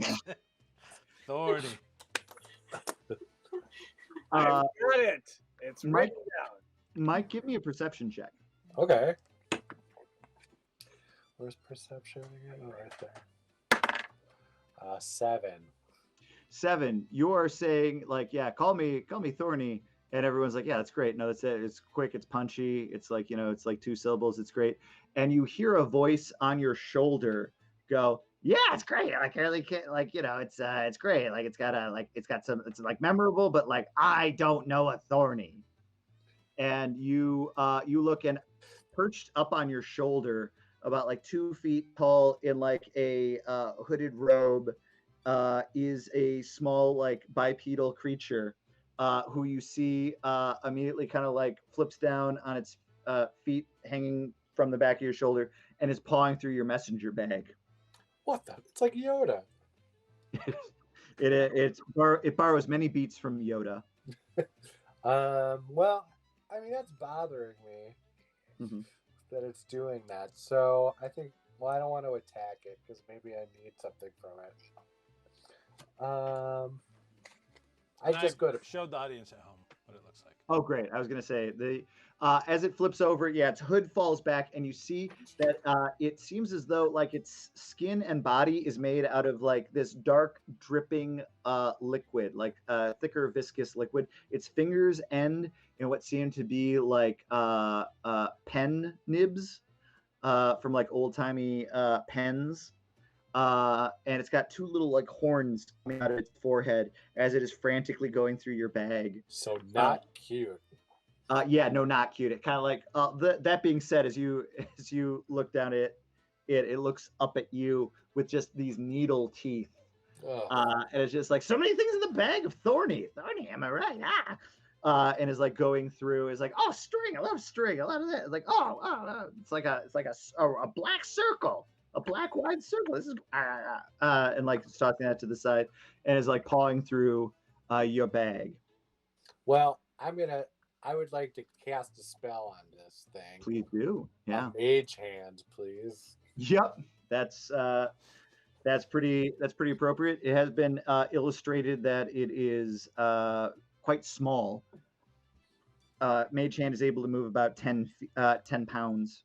So I will say, go ahead and just give me a straight charisma check, Mike. Okay. You roll it and you add your charisma bonus to it. 20. Absolutely. It should be noted that Mike in his stats as a veteran performer has a very high charisma modifier for that sort of thing. It seems as though your magic, as it manifests here, comes very much from your confidence of doing things, even if you know those things probably aren't real. Yeah. And so you're just being like, mage hand, and this ghostly hand like grabs this creature by the back of its cloak and brings it up and around. It's like kicking its little feet. You see that its toes also are pen nubs that are like kicking. It's like, God, nah, put me down. No, God. Oh, okay. Oh, Thorny. Listen, we got off on the wrong foot. I am Squiggles. Hi, Squiggles. Hi, I'm Squiggles. I'm a ink devil. Jesus. Yeah, I know, right? I work over at the library. And he gestures like vaguely over his shoulder. He's like, and I couldn't help but notice that you pitched a cat like a pro. It's great. Yeah, I kick cats all the time. Nice. Great. And that you have a book in your bag. Yeah, it's the truth in comedy. It's all about improv. Do you want to learn He stops and he's like, wait, you can't be truth in comedy. Comedy in and of itself is a lie and a deception and overturning of what is reality, and us laughing at people for them getting it so wrong.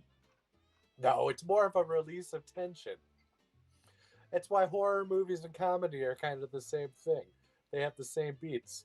He goes, I don't know what a movie is, but I do know what horror is. And he kind of like looks at you, and you watch as like his completely red eyes that have no pupil or iris blink the wrong way vertically as he looks at you. He says, I have an understanding of horror for sure. That sounds super interesting. I wonder if maybe, and he like rubs his hands together and just makes just the sound of like stirring mac and cheese as he's like, maybe we could make a deal. Okay. What do you want? What do you want? I want the book. What can you give me that would make me want to give up my truth and comedy book? Where do you want something? Are you going somewhere? What do you need? Well, we're running towards that big tower to fight the bad guy, and I'm blanking on names, but that's what he goes. That's fine. You can put placeholders for me. It's me, Squiggles. Okay, Squiggles. Yeah. Listen, you want to get into the tower? Yeah. I can get you into the tower. I work at the library. The library and the tower are connected, but no one uses the library anymore because we're under a dark, evil regime. Oh, that's sad.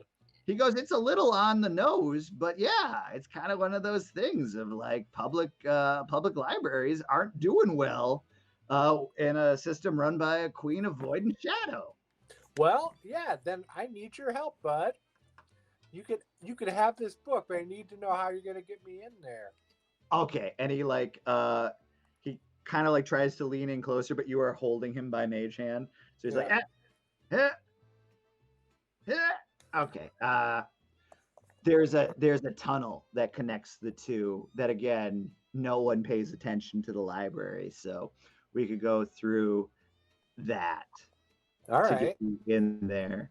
And by we, I mean I show you the tunnel. I'm not going down a tunnel. I'll be too busy reading Truth and Comedy.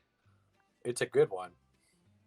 I assume so. I mean, it seems fairly pivotal. Listen, can I give you some advice before I give you the book? Yeah. You're going to read the book and you're immediately going to want to start an improv group. Right. I have about 16 friends who work in the library. Well, that's a huge group. Yeah. But it's probably not bad because you don't know who's going to want to like stick around for long term. So get everybody in it. But just because you read the book doesn't mean necessarily you should be the coach. I mean, it's the only authority that exists. Okay, because like I've seen a lot of college improv groups go down that road, and I'm not saying that you're a young guy, but this happens a lot. Okay. Sure. I mean, I was born at the birth of evil. In the nine hells, when the idea of forcing things through contracts to hold to agreements they do not want existed. That's where Ink Devils came from. But yeah, I mean, like amongst my friends, I'm kind of a younger. Yeah, you seem fun. That's all I'm getting at. So, well, that'd be the thing. If we were to start doing it, like, it's not like we would want to start making money right away. Yeah, you're never gonna make money.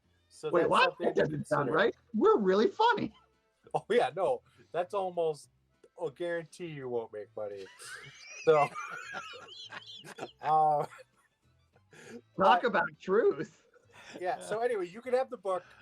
Yeah. I'm gonna give you my phone number. I don't know if you have phones here. That I can give you the name of. I barely understand numbers, but yeah, give it. But you work at a library. So anyway, letters, not numbers. Oh, you need a math devil for that. All right. Well, I'll write you a letter of coaches that I recommend because you're going to want to have an outside coach, and they'd like it here. Yeah, for sure.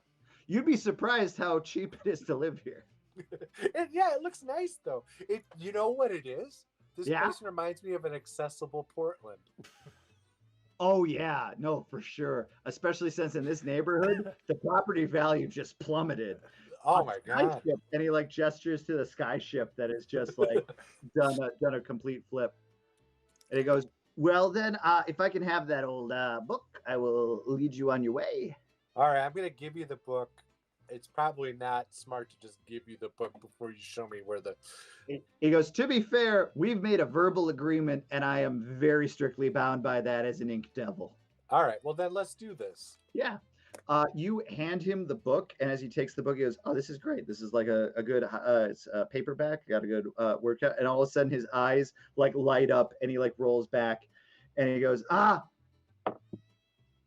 Mike Fotis, I see you, not of this world, not of our world, not connected to our world, a man out of step, a man out of place, a man not made of that of this world, unseen by the queen, because the queen craves the sustenance of this world, and you come from something other. Yeah.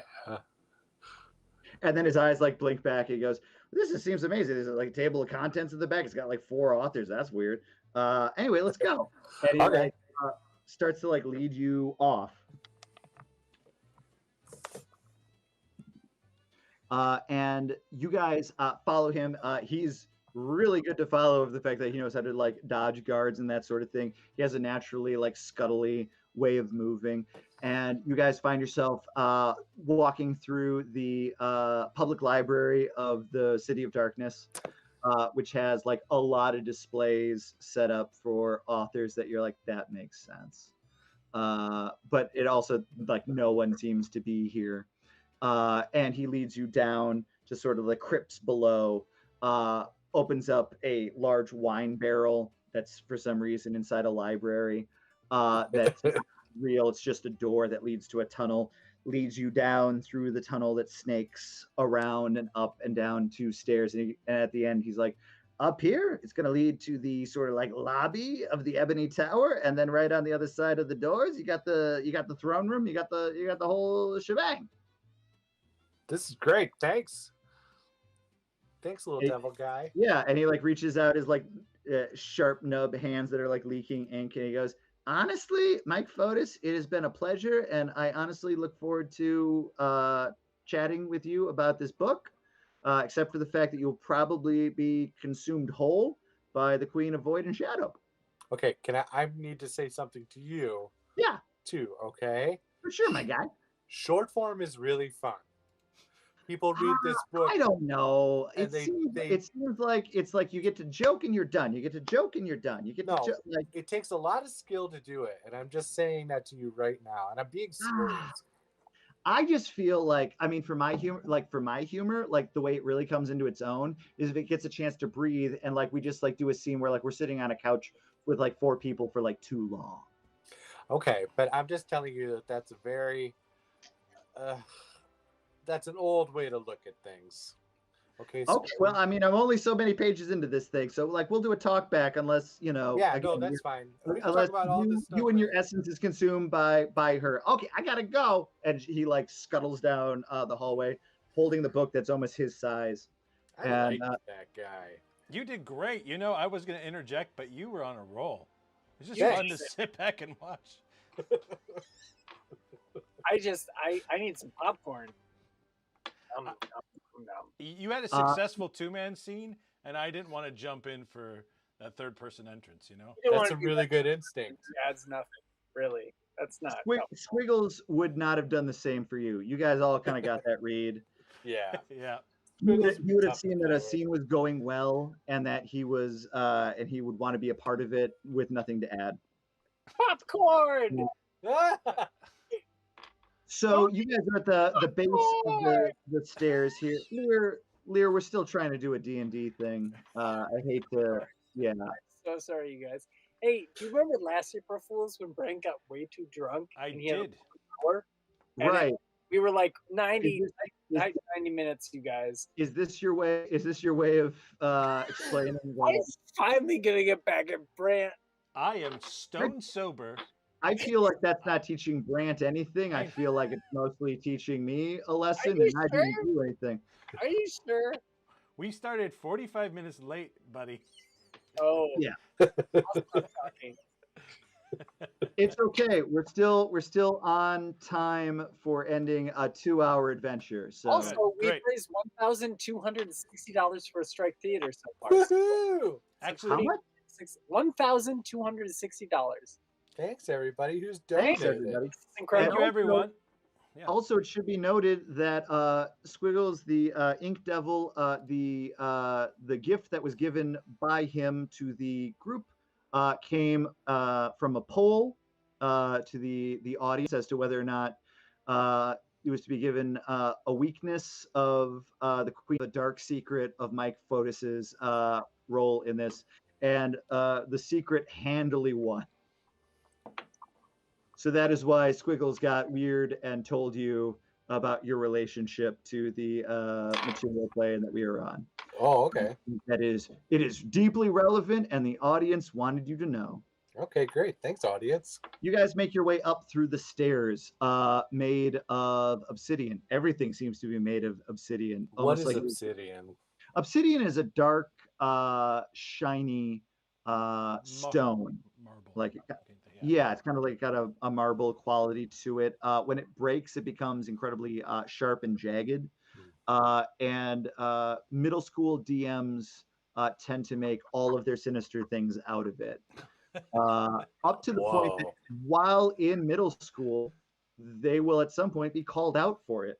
It's just like another thing made out of obsidian. And I'm like, this is probably the first time I've been genuinely roasted in a way that makes me go, yeah, called out for sure. Hundreds of stairs, you guys make your way up until you come to this chamber that has these 2 large double doors before you, about 12 feet tall double doors that seem as though they're what Squiggles was talking about. To be fair, I was on a bathroom break during the whole Squiggles thing, but I'm also old, so I forget things. I don't remember what happened with Squiggles. Absolutely. Is there anything you'd like to do before these doors open?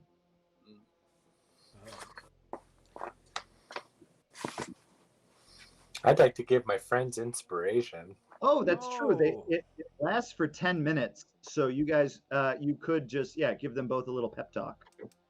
Okay. What do you say to them? Listen, buds. Okay? There's a game in my world called baseball. And in baseball, you could swing for a home run all you want. But if you don't make contact at all, the game is really short. So maybe you don't try for a home run. I mean, my weapon couldn't be more like a baseball bat. It's hard to not swing for the bleachers, you know? Yeah. And I can manifest an object that looks like a baseball bat, so I want to swing for the bleachers. Okay, then I'm going to modify my inspiration. Do you have a football metaphor? Yeah, okay. Yes. So in football, you can kick field goals all you want, but touchdowns win games. I don't have any foot spells, so that makes That's what I like. Both of you take a inspiration die as the doors on their own start slowly opening. Pushing out and revealing beyond what appears to be a dark, obsidian-themed cathedral on the other side, stretching out before you about 30 feet before it comes to a throne that appears to be made of metal, stretching up about 20 feet and wrapping around slightly for these large armrests, resting upon which are two arms, and then above which are two more arms of a 15-foot tall humanoid woman. At first, you think that she is wearing some somewhat stylized armor and headdress, but then it becomes a little more clear that the chitinous front plate, the flowing skirt below, all seem to be of herself, made of shadow that stretches up and down, coming up into a headpiece that is coming directly out of her head. Oh no. Above her there is a large chandelier with dripping black candles that appears to be made entirely out of swords that is hanging by a large chain hanging up above. And this is, as you first look upon, the Queen of Void and Shadow. Oh, man. Oh hey. Oh. Hey, Queen of Void and Shadow. The visitor center is down the hall. Yes, we took a wrong turn. I see. Yes. Look at the map. Thank you. Yes. I see we have stumbled into the restricted area. Oh no. Oh no. Well, You feel as the floor below you moves forward just 10 feet, just like, and the double doors close behind you. You are now 30 feet away from the Queen of Void and Shadows upon her throne in the center of the Obsidian Tower. Oh. This is trouble. This is not good. It feels so real. It's, now. I mean, look at those graphics. They're very scary. And with that, we enter into combat. With everyone kind of muttering to themselves, oh no, we enter into combat. That brings us to, again, same order of events. You, the warrior. Yes. What is that? All right, time to light things up. Turn my axe on fire, and I'm going to use It catches my on fire. chain and throw the axe this time as a range weapon. So, Go ahead and make that attack roll, my man. it is a 25. That will work. You watch as your axe on fire goes flipping forward as the throne itself actually like bends and blades come around to block it. You blow right through it. It looks like the throne was designed to protect her, but that's not going to work. So go ahead and roll damage. 8 plus 1, so 9 points of damage. 9 points of damage. As it hits, you realize that the fire damage, some of it was absorbed by the throne itself, was slowed down a bit. All the damage comes through, so the fire does have the magical slashing damage is full. So I put that math to you, my man. So 8. Well, it was 8 and a 1 8. for the fire. How do you do half a 1? Just Oh, 1? It's still 1, yeah. 9. Yeah. But you still find yourself being like, this throne is stopping some of the fire. Great, that's 1. You pull it back to you. Make an athletics check to catch your axe. Okay. 16 plus 7. Yeah, so no, 23. You get above a 12. You just no look, catch it above your head, and are able to pitch it again. All right. I'm going to do distracting strike. This next one. All right. So that means it gives the other people advantage until my next. Yes, the very next attack has advantage. Yeah. Yes, everyone until my turn. It says the next attack roll. Oh, okay, the next attack. You're right. Okay, so Yes. here goes. Same verse. Second. Oh, oof, that was a 12. Yeah, it's easily bat away by the throne. She doesn't have to do anything. Comes back and you catch it. Bring us to Peleus with Mike Fotis on deck. Yes. Peleus sees this Queen of Void and Shadow and immediately thinks of sees the tendrils of hands, the 4 groups of hands that are just moving. Yes, and imagines those hands throttling the lineage of his life, like his children, his relatives, Yeah. all his family gone at the hands of this woman, and a rage boils up inside of him, and he screams at the top of his lungs, his old man lungs, and casts fireball. Boom! A bead of red goes out from his hand and lands directly in front of the queen, pauses for a second, and then explodes in a big billowing sphere of fire. What kind of saving throw are we talking here? We are talking about a dexterity saving throw. Give me that dex saving throw, Queen You know of Wood. what? I have to roll 8d6, and that seems like a lot of d6. So I'm just gonna go to Google. Here's You do that while she's doing her saving throw. Ladies and gentlemen. My saving throw is 23. Ooh. Oh. Okay, well you succeed because my save is only a 15. Yikes. But I just want to let everyone know, if you go to Google, you just roll, you type in, roll the number of dice you want to roll. I'll roll 8d6, and it will come up with an answer for me.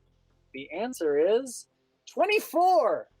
With a success to 24, that damage is reduced to 12, and then with the throne protecting you, it's reduced to 6. So this giant explosion occurs in front of the Queen of Void and Shadow, and she is barely singed from it. Yikes. That's my biggest spell, and I gave her 6 points of damage. Yep. I'm impressed. Bringing us to Mike Fotis. I would like to cast a spell, please. Yes, please. I would like to cast Tasha's hideous laughter. Oh, all right.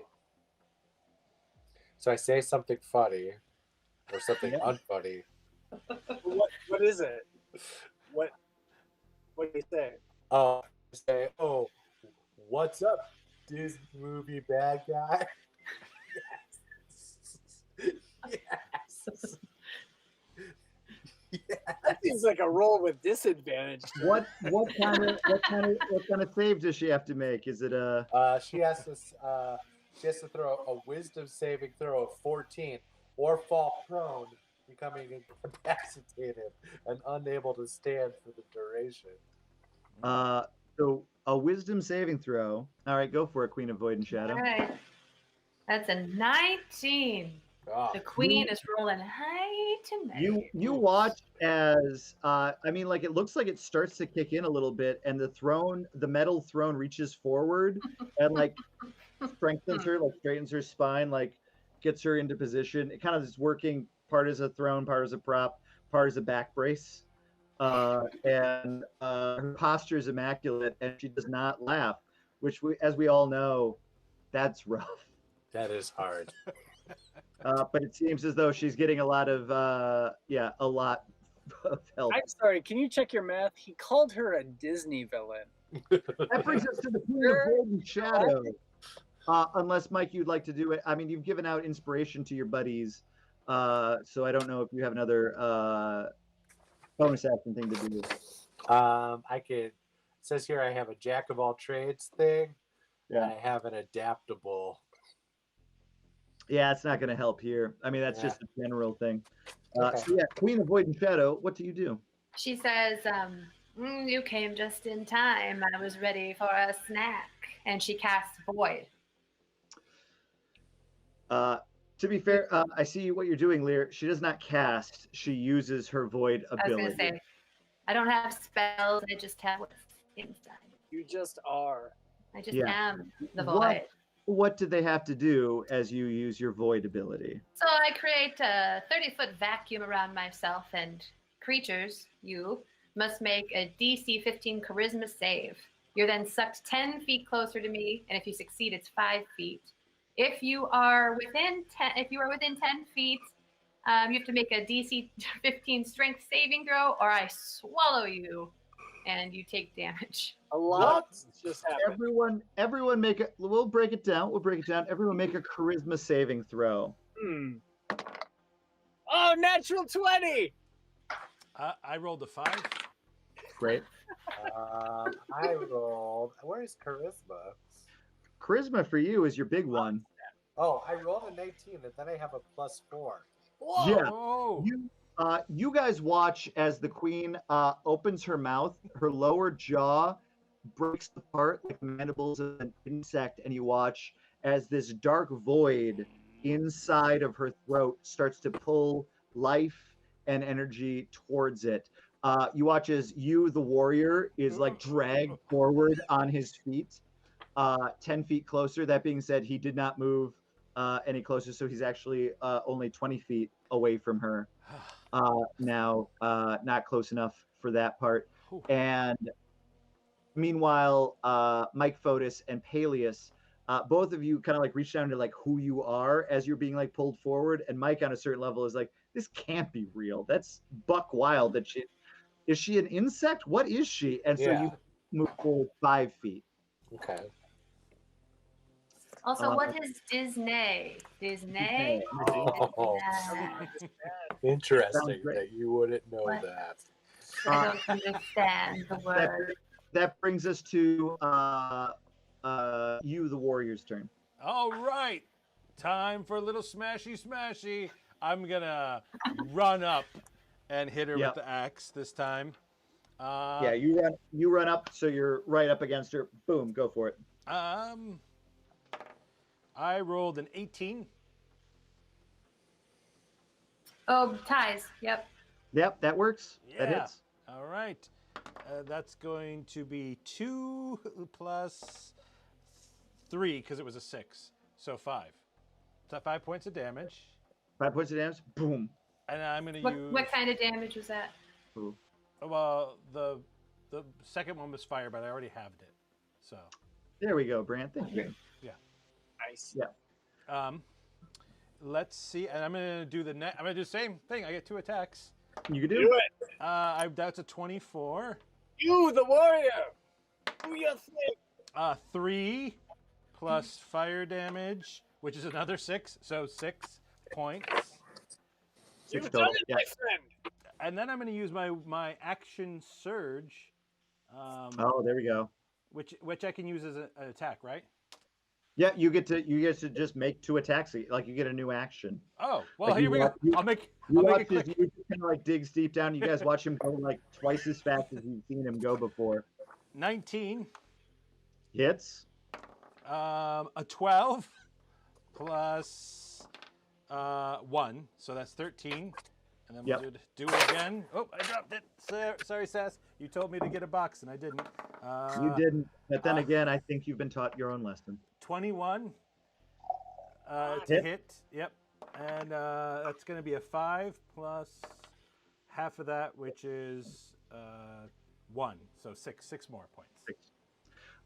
Yeah, you watch this. He runs forward and just goes buck wild, mostly on the Queen of Void and Shadows, like shins and like lower body, just like chopping away at the shadows and stuff. His fire kind of like being pulled off in different directions by the throne to dissipate it a little bit, but still like making a number of hits.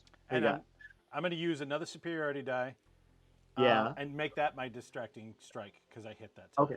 And I Sure. need to roll a what? Sorry, a 1d8. It's a D8, yeah. All right. That's 3. I don't know what that does. That's 3 more damage, and the next attack that rolls attack has advantage. Okay, so 3 more points to you. So. Yep. All right. Outstanding. That is a fighter's turn, where it just takes a ton of turns all in a row. Peleus, your turn, with Mike Fotis on deck. Yes, excellent. The mess has just commented on Facebook. Please swallow them. I was impressed with what's going on. They canceled the show for this nonsense. Thank you for the mess. For the mess, anything. I would like Anything. to point out to the mess 9:30 on Saturdays. Did I get that right? Yeah. Yeah, I love the fact that the mess has chosen a side, and it's entropy. It's the consuming of all life.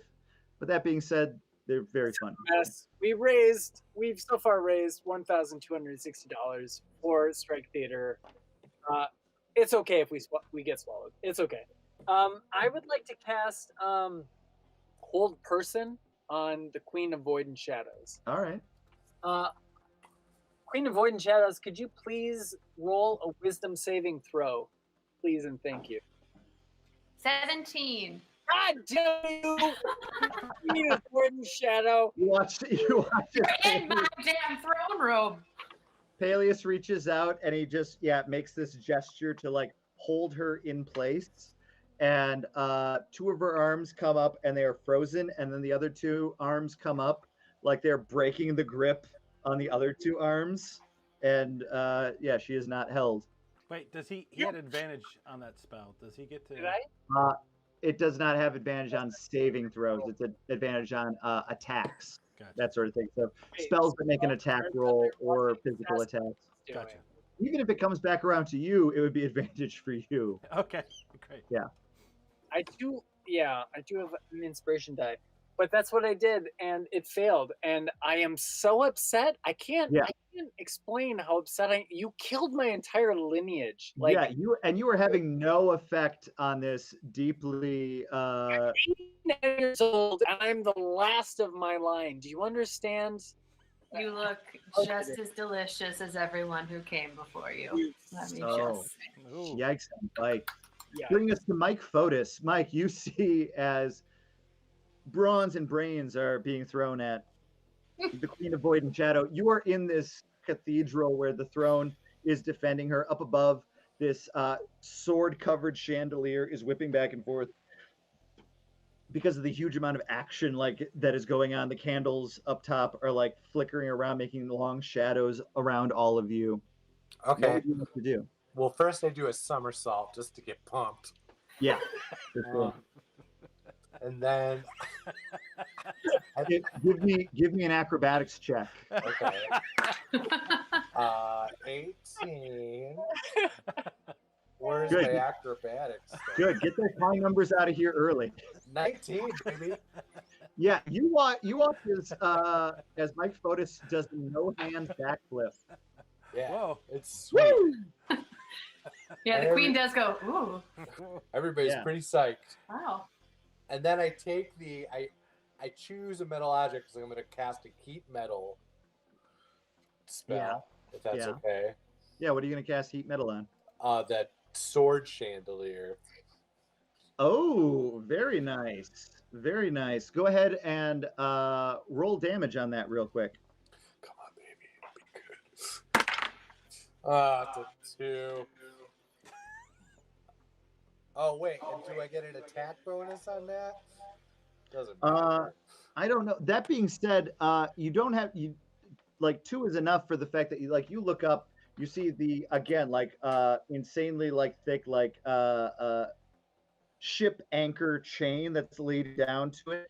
See the big metal contraption of the sword chandelier, and then you see the one small pin that is going across this metal IKEA style piece that goes through, and when that heats up, everything heats up to red hot metal.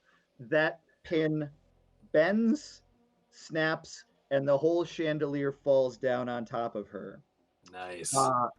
Go ahead and roll damage again for how hot the metal is. Okay. That falls on her, and then the chandelier itself is going to do damage. Well, for the hot one, it's another 2, so that's cool. Great. And So the chandelier does a straight 52 points of damage due to the fact that it's hot. Mostly the fact that it's made of blades that are dropping down on top of her, but it slams down on her, piercing through numerous places. That is your action. Do you have anything else you would like to do, Mike Fotis? oh, I can do more stuff? That's your action. If you have anything with your bonus action or with your movement, if you want to walk anywhere. You had a helper who was in the same room as you, who could help you figure out what the fuck you're doing. That's That right. person disappeared. You're on your own right now, and it's almost like your mentor has become the big bad. The training wheels come off. Nah, I don't think I want to do anything else. Great. Throw you in the deep end. Great. Queen of Void and Shadow, you have now this sort of big chandelier on top of you, but at the same time, you can still do your stuff. Guys, I we're look all doing great. We've only lost 3 viewers on YouTube in the last, so we're fine. Sorry, guys. On the plus side, we are only at this point 9 minutes over from the 2-hour story that I was contracted to create. I also like to point out we've had one person on Twitch this whole time. Just run Twitch. We started with the original launch. We had more people on Twitch. Just one person on Twitch. So hi, Twitch. Can't close down the Twitch. Queen of Void and Shadow, what do you do? I'm sick of getting hit by an axe, so I'm gonna take that little warrior dude and use We All Fall Down. Nice. Thank you. So this is where I reverse gravity on one creature. Ah! And I hurl you 30 feet to the ceiling above, but you have to make a DC 15 Wisdom saving throw. Who is it? You're talking about me. It's You. Yeah. I rolled an 8, so that's not good. All right, up you go. Whoa! Yeah, I wish I'd been more wise to deal with gravity. Oh, no. it's mostly whether or not you think this is real. Oh, okay. And she says it with such confidence that when she's up, you're why not? And you go flying upwards, Gandalf versus Saruman style, and slam against the roof of the cathedral. What's the damage on that? And that is a math 16 damage. 16 damage. Great. Wonderful. Bringing us actually to your turn. You are on the roof. You are pinned to the roof. Can I throw my axe from there? Let's double check real quick if you are restrained or not. Oh. Can I just point out, as soon as we got into the math, I've yet to see a new comment on YouTube or Facebook. Yeah, no, you're able to throw from up here. Yeah, you're just trapped up on the ceiling. No. Well, this is a better view anyways. So he throws I rolled a 4 plus a 7. That's 11. That's not great. So that's my first attack. Nope. And then Ting, ting, ting. and I have to pull it back, right? Yep. Give me an Paul- athletics check. That was that's a 13, but I'm going to use my one die of. No. 13. You catch it. Oh, good. Thank God. You know how your chain of returning works. If it's Okay. 12 or above, yeah, you get your fingertips on it, which is enough. You're like, I got it. Okay, and here we go. This one is a 22. That hits. That'll do. And then 22 plus 9 with the fire, another 3. So 9 plus 3, so 12 points of damage to you. And that was fire damage halved from 6 to 3. So. Yeah. Thank you. Outstanding. Yeah, you are spread eagle up on the roof and have thrown your axe twice, and just sort of like hit her in the side of the head. After caught it both times. What was that video game, Bionic Commando, where you had the little throwing? Yeah. I want to use a free action real quick. Yeah. Thorny, I thought the Disney princess thing was very funny. Ah, thanks. Yes, I laughed in my head. It's Yeah. just because he saw the bag the costume came in. Let's not give him too much credit. Peleus, your turn. I don't even know what's happening. I've been trying to figure out what people are talking on YouTube and Facebook, and this is all new to me. This is not Fireball. You killed my family. Nom nom nom nom nom. Fireball. Yeah. Feed her another fireball. Yeah, totally. That's my second, third level spell. You're going to take 8d6, right? Where's You have to Fireball? make a saving throw. Take a saving throw of dexterity, please. Yeah. Do it. That is a 16. Oh, god damn you! I have a 15. Oh, Why? Mike, you are seeing the absolute best of you and you, which is Ryan Lear spinning his wheels in just utter brokenness. What I'm doing. I'm so old. I'm so old. Yeah, Rye, go ahead and roll all of that damage Yeah, and hold on a second. cut it in order. Hold on. We're gonna cut over to Mike real quick because boy. it's fine. Please cut over to Mike.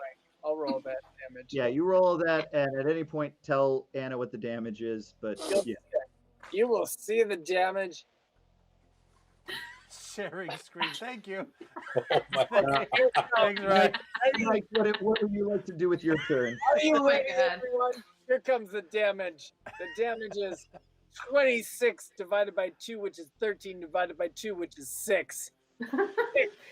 Another 6 points of damage. I'm a Oh man, handily what you, the warrior, did with any one turn. I'm a worthless wizard. My lineage deserves to die. Oh man, I need to give him a pep talk. Yes. Which is nuts because you did. He still does have inspiration. He hasn't used it yet. Guys, that is a prop bottle of whiskey he is drinking. I put tea in there the last time we did a show. This is all an act. Mike, what do you got? Well, first, just to get pumped up, I'm gonna do 30 sit-ups real fast. Sure.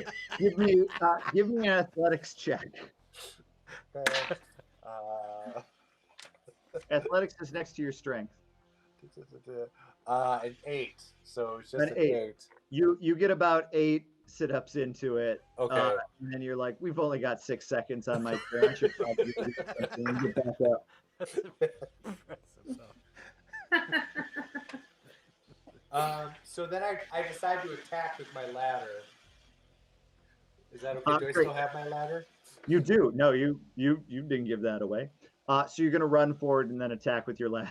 Well, here's what I'm gonna do. So Ooh, please. my sit-ups sort of distracted the queen because they were like, "What is So happening?" impressive. So Yes. I set up the ladder, and then I run 15 feet back, Yeah, and then I run 15 feet towards the ladder. I love it because you know I the climb, math.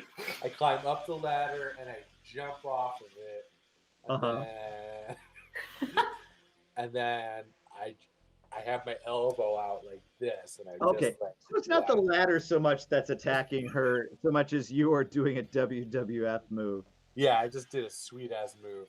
I love it. Okay, so you do all of that. Go ahead and give me an athletics or an acrobatics check, whichever you would prefer for like getting up. I rolled 20. Oh shit! Yeah. and Then it then- doesn't really matter whichever one it is. You do that weird thing that you just explained, and it worked the way it was in your head. Like you back up, you go forward, you plant it, you run up. To be fair, you know this ladder pretty well. Yeah. So you You're vault forgetting too, like forward. once I jumped, I Yeah. spun in the air pretty fucking sweet. Yeah, and you are coming forward. Go ahead and make your roll your attack damage, the 1d6 plus the damage to it, please. Wait, a D6. Which one's that? It's the QB It's the one. Yahtzee. Oh, the Yahtzee one. Okay, this is for damage. Yeah. Yep. You got this, Mike. A 5.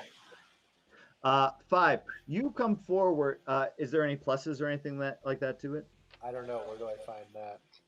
Next to the attack. I think it's +1, Mike. Yeah, it's +1. On your So sheet. Okay. Oh yeah, it is. It's +1. Yeah. for 6. You come forward and you crack with your elbow. Again, she's 15 feet tall. She's covered in chitinous armor.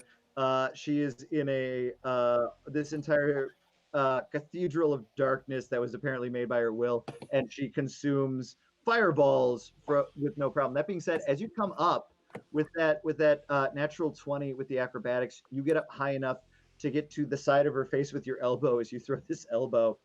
And it's strange. As you strike across it, it's like striking flint across steel as these sparks go kicking off from it. And Queen of Void and Shadow, you feel that this individual is not made from the essence of this world that you are from, the thing that you feed off of. He's from somewhere else. And as a result, you actually take 24 points of damage. That was supposed to be my damage. Yeah, it just it leaves this this like dark singe mark across the side of her face. You are now standing like on the arm of her throne due to the fact that it's so large. And you would have rolled for you falling off and stuff like that, but a natural 20 gets you pretty far. See you, my friend. Do you have anything else, Mike, after you did? I don't think I have anything else other than I would love to be able to jump and like freeze frame, you know what I mean? Yeah, you strike a pose, ching, right up there next to the Queen of Void and Shadow, bringing us to Queen of Void and Shadow at the top of your turn. How are you looking? I'm looking not great, but not horrible either. Right, I'm There've been- hurting. There've been some But big I'm up. swings. There've been some big swings, some big blows. Obviously not by Lear, but other people have like done some stuff for sure. I'm only trying to avenge my family. I was going to say the person who has the most skin in the game is the person who is done the least amount of damage. Okay. What do you got? What do you got, Queen of Void and Shadow? Well, the first thing that happens is the rest of we all fall down, right? So at the beginning Correct. of the queen's next turn, you is dropped to the ground. And you make a You're the DC warrior? 15. DC 15 dexterity saving throw. Okay. That's a 13 plus 2. I got a 15. What do you do on a tie, Matt, for this? Do I go? On a tie, he succeeds. Okay, great. If you're trying to hit that, so he lands, he's going to take half damage. Right. Ah. 7. It really hurts your knees. Half damage is 6. Oh. Yep. Boom! You land. You are right in front of her. Oh, these, But you've been dropped from the sky. oh, I didn't bring any Dragoon Balm. Ah. And he's right in front of me, you said, Matt? He is. I He's just right in front of recharged you. my Also, void. Mike Fotis is right on the side of your throne. I just recharged my void, so I'm going to go ahead and use void again. Outstanding. Go for void. What's the saving throw everyone has to make?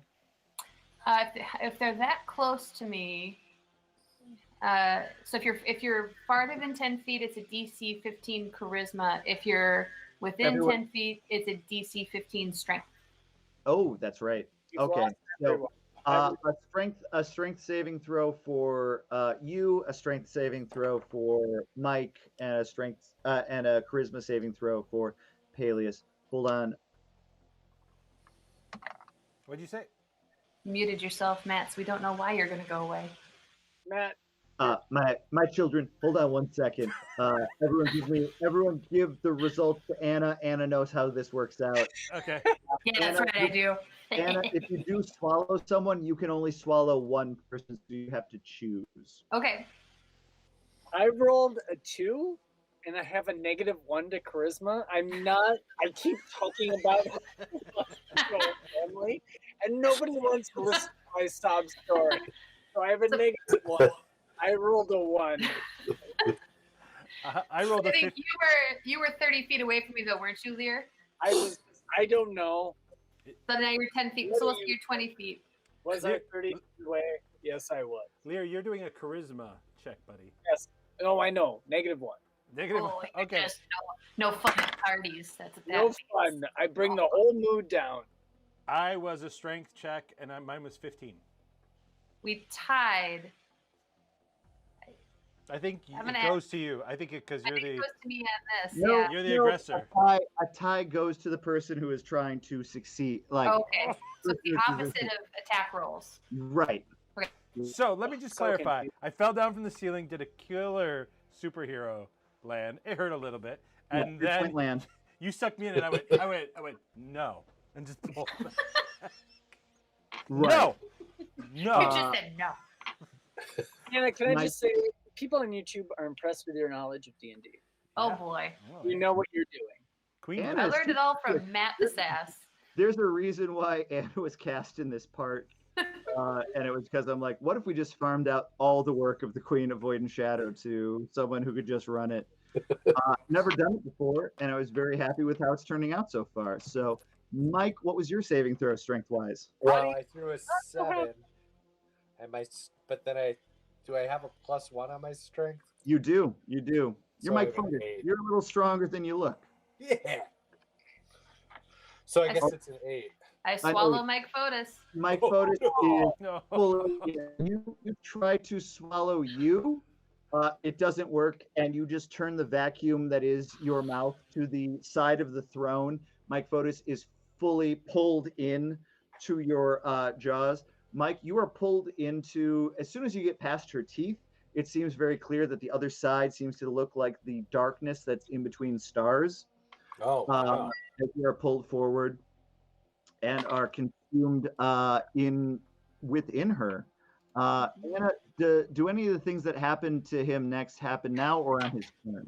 They all, according to the guidelines you and I agreed on before this I was game, gonna say you're right. they happen now.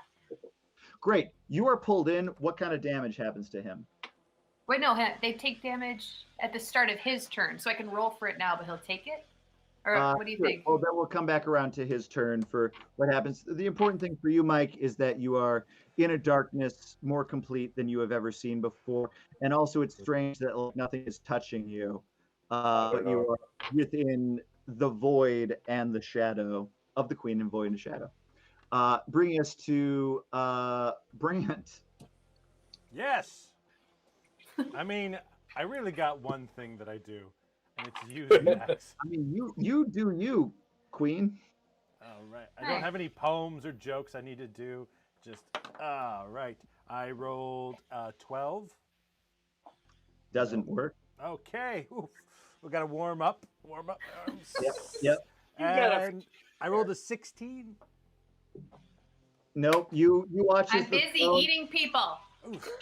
Yeah, she's doing that thing where like she's straight up and just going to swallow him in deeper. The throne itself is mostly blocking the things around you. Like she is not even having to do anything. Oh shoot! I went so straight into attacking. I should have saved Mike or something. Pulled him out. Oops! Luckily he's not here to hear that. Correct. I like the strong guy too, so and I'm right there. I'm standing On the right plus there. side, on the plus side, you're so close. Okay. If you want to do that again later, Okay. bringing us to Peleus. I'm going to try to charm person. I'm going to try and charm the Queen of Void and Shadow. Outstanding. I I'm will immune to say, being charmed. yeah, I was going to say you, Peleus, I will say with your understanding of Arcana and stuff like that, and also you've seen this throne in effect Yeah. so much. Yeah. You definitely know the throne itself is protecting her from them. I do know that. I realize that. I'm about to cast charm person. I'm like, wait a sec. Yeah. Hold on. Everybody hold on. I will also say with your high Arcana ability that Peleus, you do think to yourself, the queen and the throne are two separate things. Yep. They have to be separated. Only if you want to do those things that you want to do that the throne is stopping. Yeah, for sure. Yeah, they need to be separated. And that's when I cast Gust of Wind on the Queen of Void and Shadow to Okay. try to push her off the throne. Queen. Oh, casting it up behind her. What was that? Casting it from behind her to push her off the throne. Yes, exactly. Sure. You must succeed on a strength saving throw. I don't believe, Queen of Void and Shadow, that you're very strong. I have the wrath of a lineage of fallen Peleus. Lear, before you make this worse, let's hear what Anna rolled. Oh, Does it- okay. I got a 9, so your wind will.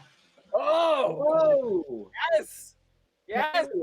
Peleus, none of this has worked well for you. You've depressed me so much with your story. You've so been sad. continuously trying to throw fire and things frontally, and you find yourself thinking like, no, again, a true wizard, a true problem solver, thinks about things from different angles and different things like that, and you cast a spell that a lot of people, certainly a lot of dungeon masters, would overlook as a useful spell in any way. And you kick around Gust of Wind behind her, and it just hits her on the back so hard. She is like braced to fight you, the warrior, in front of her, that all of a sudden it hits her and it forces her fully to her feet. She takes a couple of steps forward away. You watch as like tendrils of shadow that were connecting her to the throne like snap and go forward. She fully steps over you, and you are now standing behind her and between her and the throne. Mike, you don't know any of this. You are in a darkness, again, more complete and absolute than anyone could possibly, like, they should have sent a poet. Great. So you have forced her off the throne. A number of things that have been working for her will not work now that she is not on the throne. Do you have anything else, Peleus? Otherwise, we're going to go to Fotis. Reaction, I yell, for Eric! And that's my long-lost cousin, Eric Bosmeyer, who Yikes. was viciously murdered. It was really terrible. As he's rambling to the queen, I just go, ma'am, do you need help? Can I help you? Is this man disturbing you? This man is obviously bothering you. Actually, yes, he is. Yes. Yeah. Please. Bring us to Mike Fotis, floating in the void. What happens to him, Queen of Void and Shadow? Thank you for asking. He takes 10 points of necrotic damage and is restrained. And in order to escape, he has to make a DC 18 strength save, or he has to deal me 20 damage while he's inside. Yeah. Oh. So, Mike, you get the impression that you are inside of her. It's just the fact that she is bigger on the inside than on the Thank you. outside. Yes. Yeah. Mike, what would you like to do? You are muted. I can vaguely hear you. You're on mute. Oh, sorry. What are my options? Anything you want to do to her, any attacks or things like that, you can do. You're just inside. Oh, I want to put. I still have my draft tape. He is restrained. He is restrained. So if you wanted to like swing your ladder, you'd have disadvantage on like physical things that you're trying to do. But spells or things like that would not have disadvantage. Also, you can't walk out from inside of her because you're restrained. Oh, well, I think what I'm going to do, because I was gonna try to put gaff tape in her poop hole. Yeah. Classic Fotis move. Gaff tape in the poop hole. But I guess since that can't happen, I would like to cast a Dissonant Whispers spell. Ooh, Ooh. very nice. What does she have to roll for that? She has to roll a Wisdom saving throw of 14.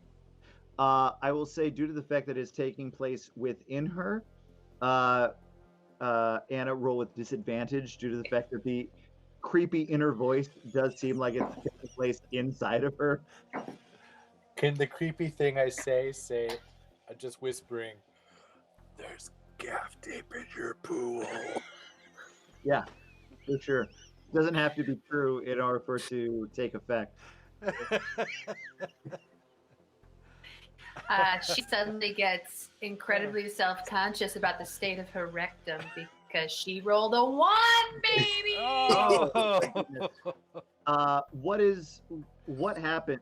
What happens with Dissonant Whisper as it succeeds? Well, it says here on a failed save, it takes 3d6 psychic damage. Roll that 6-sider 3 times, Mike. Which one's the 6-sider? The one Yes, that's Yahtzee! 3, 5, 6, 14. 14. All of that triggers and occurs. On top of that, Queen of Void and Shadow. First of all, as it was said before, the damage that Mike does weirdly is not of this world, and so it expands and expands again. So go ahead and multiply that by 3. Multiply? Yeah, sorry. What was the grand total? It was 14. 14.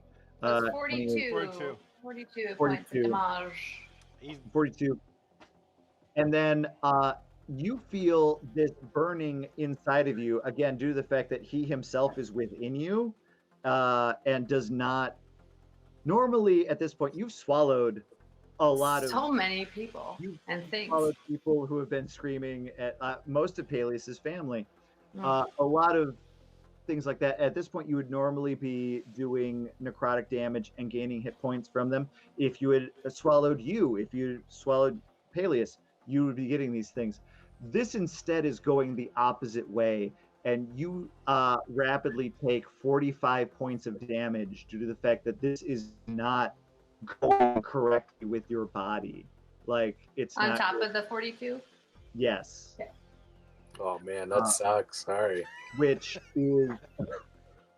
is more than 20 points, which means you are forced to regurgitate, Mike Fotis. Which also means I regurgitate and I weaken and I weaken Oh no! and I weaken and I'm down.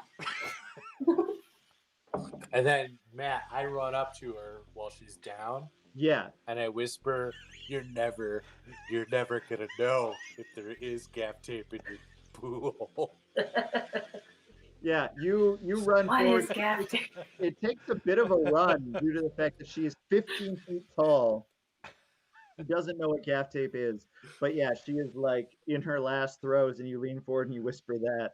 And so her last moments are this rigor mortis phase of confusion, which is not anger or fear or anything like that. It's literally trying to piece together what you're talking about. And she then suddenly turns to black crystal, which then shatters and turns into black locusts, and they all flutter away. Bye, guys. Wow. That was Mike, What a journey. you slew the Queen of Void and Shadow due to the fact that you deeply did not belong in this world, and dropped a chandelier on her, and then also got swallowed and didn't die. Which I felt lucky about.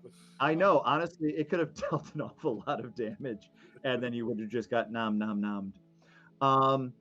My jaw is just dropped at this moment. I look at Thorny and I go, you know, we used to have this writer, Klimnot Nart. He's kind of like the Ernest Hemingway of the Dragoons.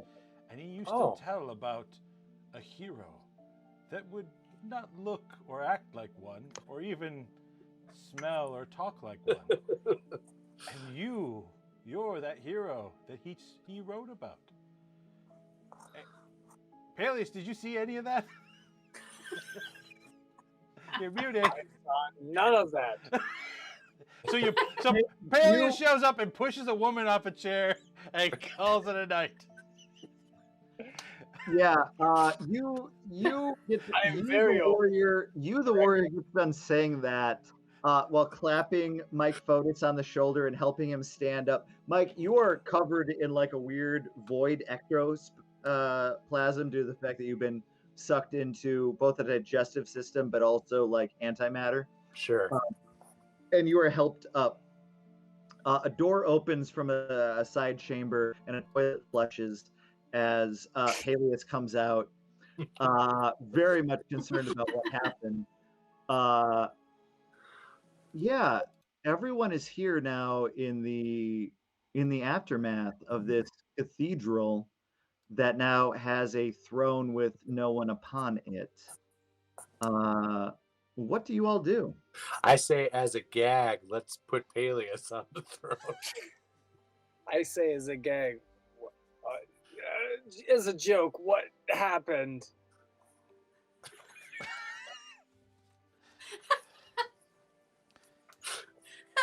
I mean, I know, but somebody tell me. Well, okay, so I was inside the void. Yes, I remember Then that. I cast a sweet spell. Yes, you did. Did you know that I wanted to actually put gaff tape in her butt so that she would explode? Were you around for that? I was not aware, no. Okay, so I couldn't do that. So No one 'Cause I will was- be seated during the scene where the heroes recap the thing that happened 5 minutes ago. so I cast a spell and that did the trick. Good job. You did what I could not. Yeah. Summoning the rage of an entire lineage wiped out. You Oh, did I have that, saw. but I saw something in you. One thing I didn't tell you is that I saw Um, everyone in your family Yeah. in the void. Yes. Oh, they just looked so disappointed in you. Also, it should be noted that their spirits were trapped inside the void, and when the queen died, it's not clear that they went to an afterlife. Oh, Oh, shit. Like if Peleus dies, he probably statistically won't see them again. I feel like I've failed so many times over. tough break, man. I reach into my bag and I pull out a novelty check for $1,310 and hand it to Thorny. Made payable to Strike Theatre. You have a choice. You can take the donations or you can take the throne. I'll take the donations. As you touch the big novelty check, it's strange. We didn't really cover the fact that earlier on in the adventures, it was somewhere in the depths at the bottom of the sea earlier on in like season 4 for their adventures. Sure. Where they were underwater. Oh, Yeah. that's what I want. they were fighting the mer nightmares, and you, the warrior, came across this big novelty check that just in the memo said gateway to where you need to be. And he never knew what it meant. And people, a number of times, especially when they were on the peaks of despair, when they were trying to find their way out of the hospital of nightmare, all of these places, they were like, stop carrying that check. It's not helping you. It's very big. There have been a number of times you tripped over it. And he goes, I think this will play a part. And he hands it to you. And as you touch it, across the paid to, it goes to Mike Fotis, quotation marks, Thorny. And then the memo flips over like it's Family Feud style, and it says Strike Theater. None of this makes any sense to you, the warrior, but makes a ton of sense to Mike Fotis. And Mike Fotis, you set the big novelty check up on the ground, and then swing it open like it's a door, Okay. Oh. and you step forward into the backstage of Strike Theater, which immediately you bumped into someone who's like trying to go to the bathroom because it's like down the hall and you got to go through the backstage and stuff like that. Yeah. And they're like still doing shows. Anyway, I'd just like to point out also, you get this like intense sensation that it's been a half an hour since anybody's commented on the YouTube or Facebook feeds about what's going on. There are 16 people on the YouTube and It's 7 people on Facebook. And it's radio silence. Lear, it's important to remember that in the last moments of Lord of the Rings, where we're doing the literally denouement of explanation of like how this ends for Fotis, Yep. that like some people just might be paying attention to like what's happening and not like, I guess, commenting on their thing. I don't know. Fotis walks into the backstage. He's bumped into someone. Evelyn Blum just said we're taking it all in. We're just taking it all in. There we go. Okay. Someone comment so that Lear won't break the goddamn momentum. The door. And there we go. We peak with the James Gordon audience once again. Thanks, Anna. Kicks back like a saloon door towards you, and then when it settles again, it disappears, and Mike Fotis is gone. Mike Fotis, you are there, and look back, and there's just a regular sized check sitting on the floor behind you. Okay, and I look at that check, and then I notice that the background of the check isn't like normal. It's a drawing. It's a drawing of you. Used bigger, like because he was more helpful. So, you picked up the majority of the picture. There's his very good friend you. I mean, it's very much like very much like the end of Labyrinth where she's talking to the mirror, and like Hoggle is talking, but also like I guess some other characters are there. Yeah. And like Peleus is also there. Peleus is about the same size as Squiggles the Ink Devil. Yeah. And it's a nice memory I have. Yeah. And you have that, and you think to yourself, you know what? Tomorrow is Easter, so I probably can't catch that. But Monday, I'll be there, my friend. Yeah. And with that, close on the adventures of Mike Fotis for now. Well, thank you, Matt, for putting all that together. Thank you, Matt. That was amazing. Yeah. Thank you, Mike, for playing. It's always so fun to play with new people. That was really fun. I had a great time. I just Can I just say it's really great to play with Mike. I just really enjoyed it. And, an anonymous person just brought us up to $2,000 for What? for Strike Theater. So I just want to say thank you so much, Anonymous. Race to that. Thank brought us to you our to goal. everyone Thank who you so donated. much, Thank everyone. you so much, people who watched. It was tough us starting late. Brant fixed it. Thank goodness. As our Sorry about trip that. guide for this. No, I mean like it No, was, that was amazing. like we're deeply. There's no power that we can do about this. I feel like if the tech had worked, then Lear would have drank a little bit less. That's true. I don't know. That being said, would it have been an April Fool's show online? Touche, Brant. Touche. I'll catch up. Yeah. Trying to still catch up to you last year. That's all we're trying to do. Obviously, special thanks to Anna for both being the Obi-Wan Kenobi and Darth Vader of this story. I am the Force. I love and the Force. I love the idea of the person who helps you also being the person who tries to kill you to make you stronger. You're stronger at D&D now, Mike. Oh yeah. Special thanks, obviously, to our cameo from Allison. Oh, that was amazing. Yep. I loved watching you watch that.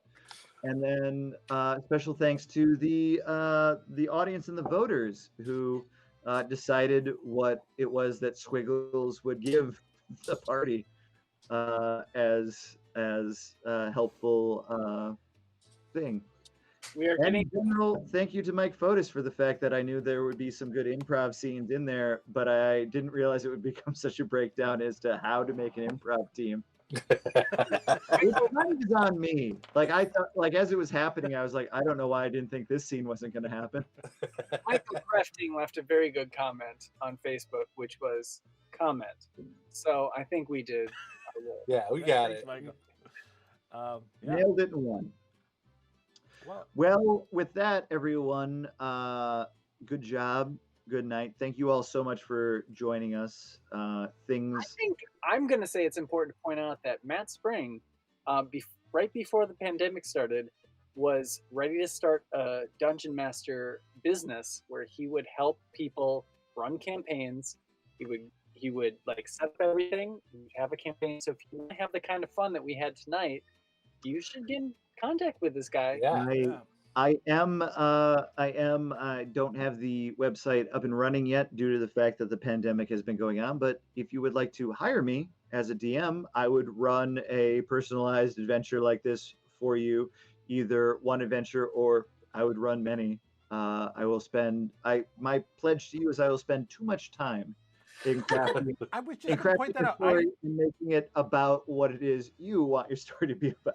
I've never played a long campaign with Matt since college. I keep doing one-offs with you, and you keep creating massive fucking worlds.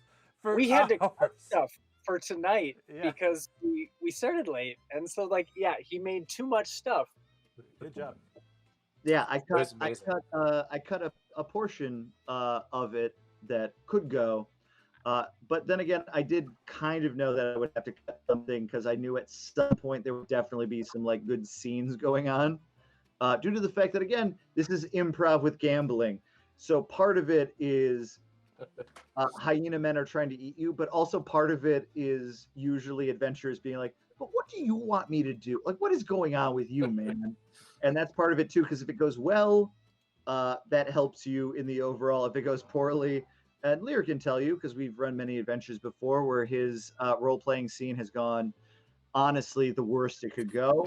And the fight was much worse. It was. It really was. Mike, I have to say, you pulled it out because the highest compliment we got tonight was from the mess. And it said, Mike, you did okay. Also, I mean, like, I assume the last donation came from the mess due to the fact that we kept our promise and someone got eaten. It was Mike Fotis was consumed. All right. All right. Well, this was a ton of fun. Very good job, team. Mike, we did it. We finally tricked you into playing with us. Thank you so much. It was so fun. Thanks, friends. And thanks to everybody who donated. That was so kind. Yep, we'll see you all later. I'm excited. If you donated, obviously come up in the near future when Strike Theater is open. You can see us in person and discover that our heights are not what you were speculating on. and tell us about it. It'd be great. And if you'd like us to play more D&D, I mean, I was doing it anyway. So until then. Good night, everyone. Good night. See you in person next time. Bye-bye.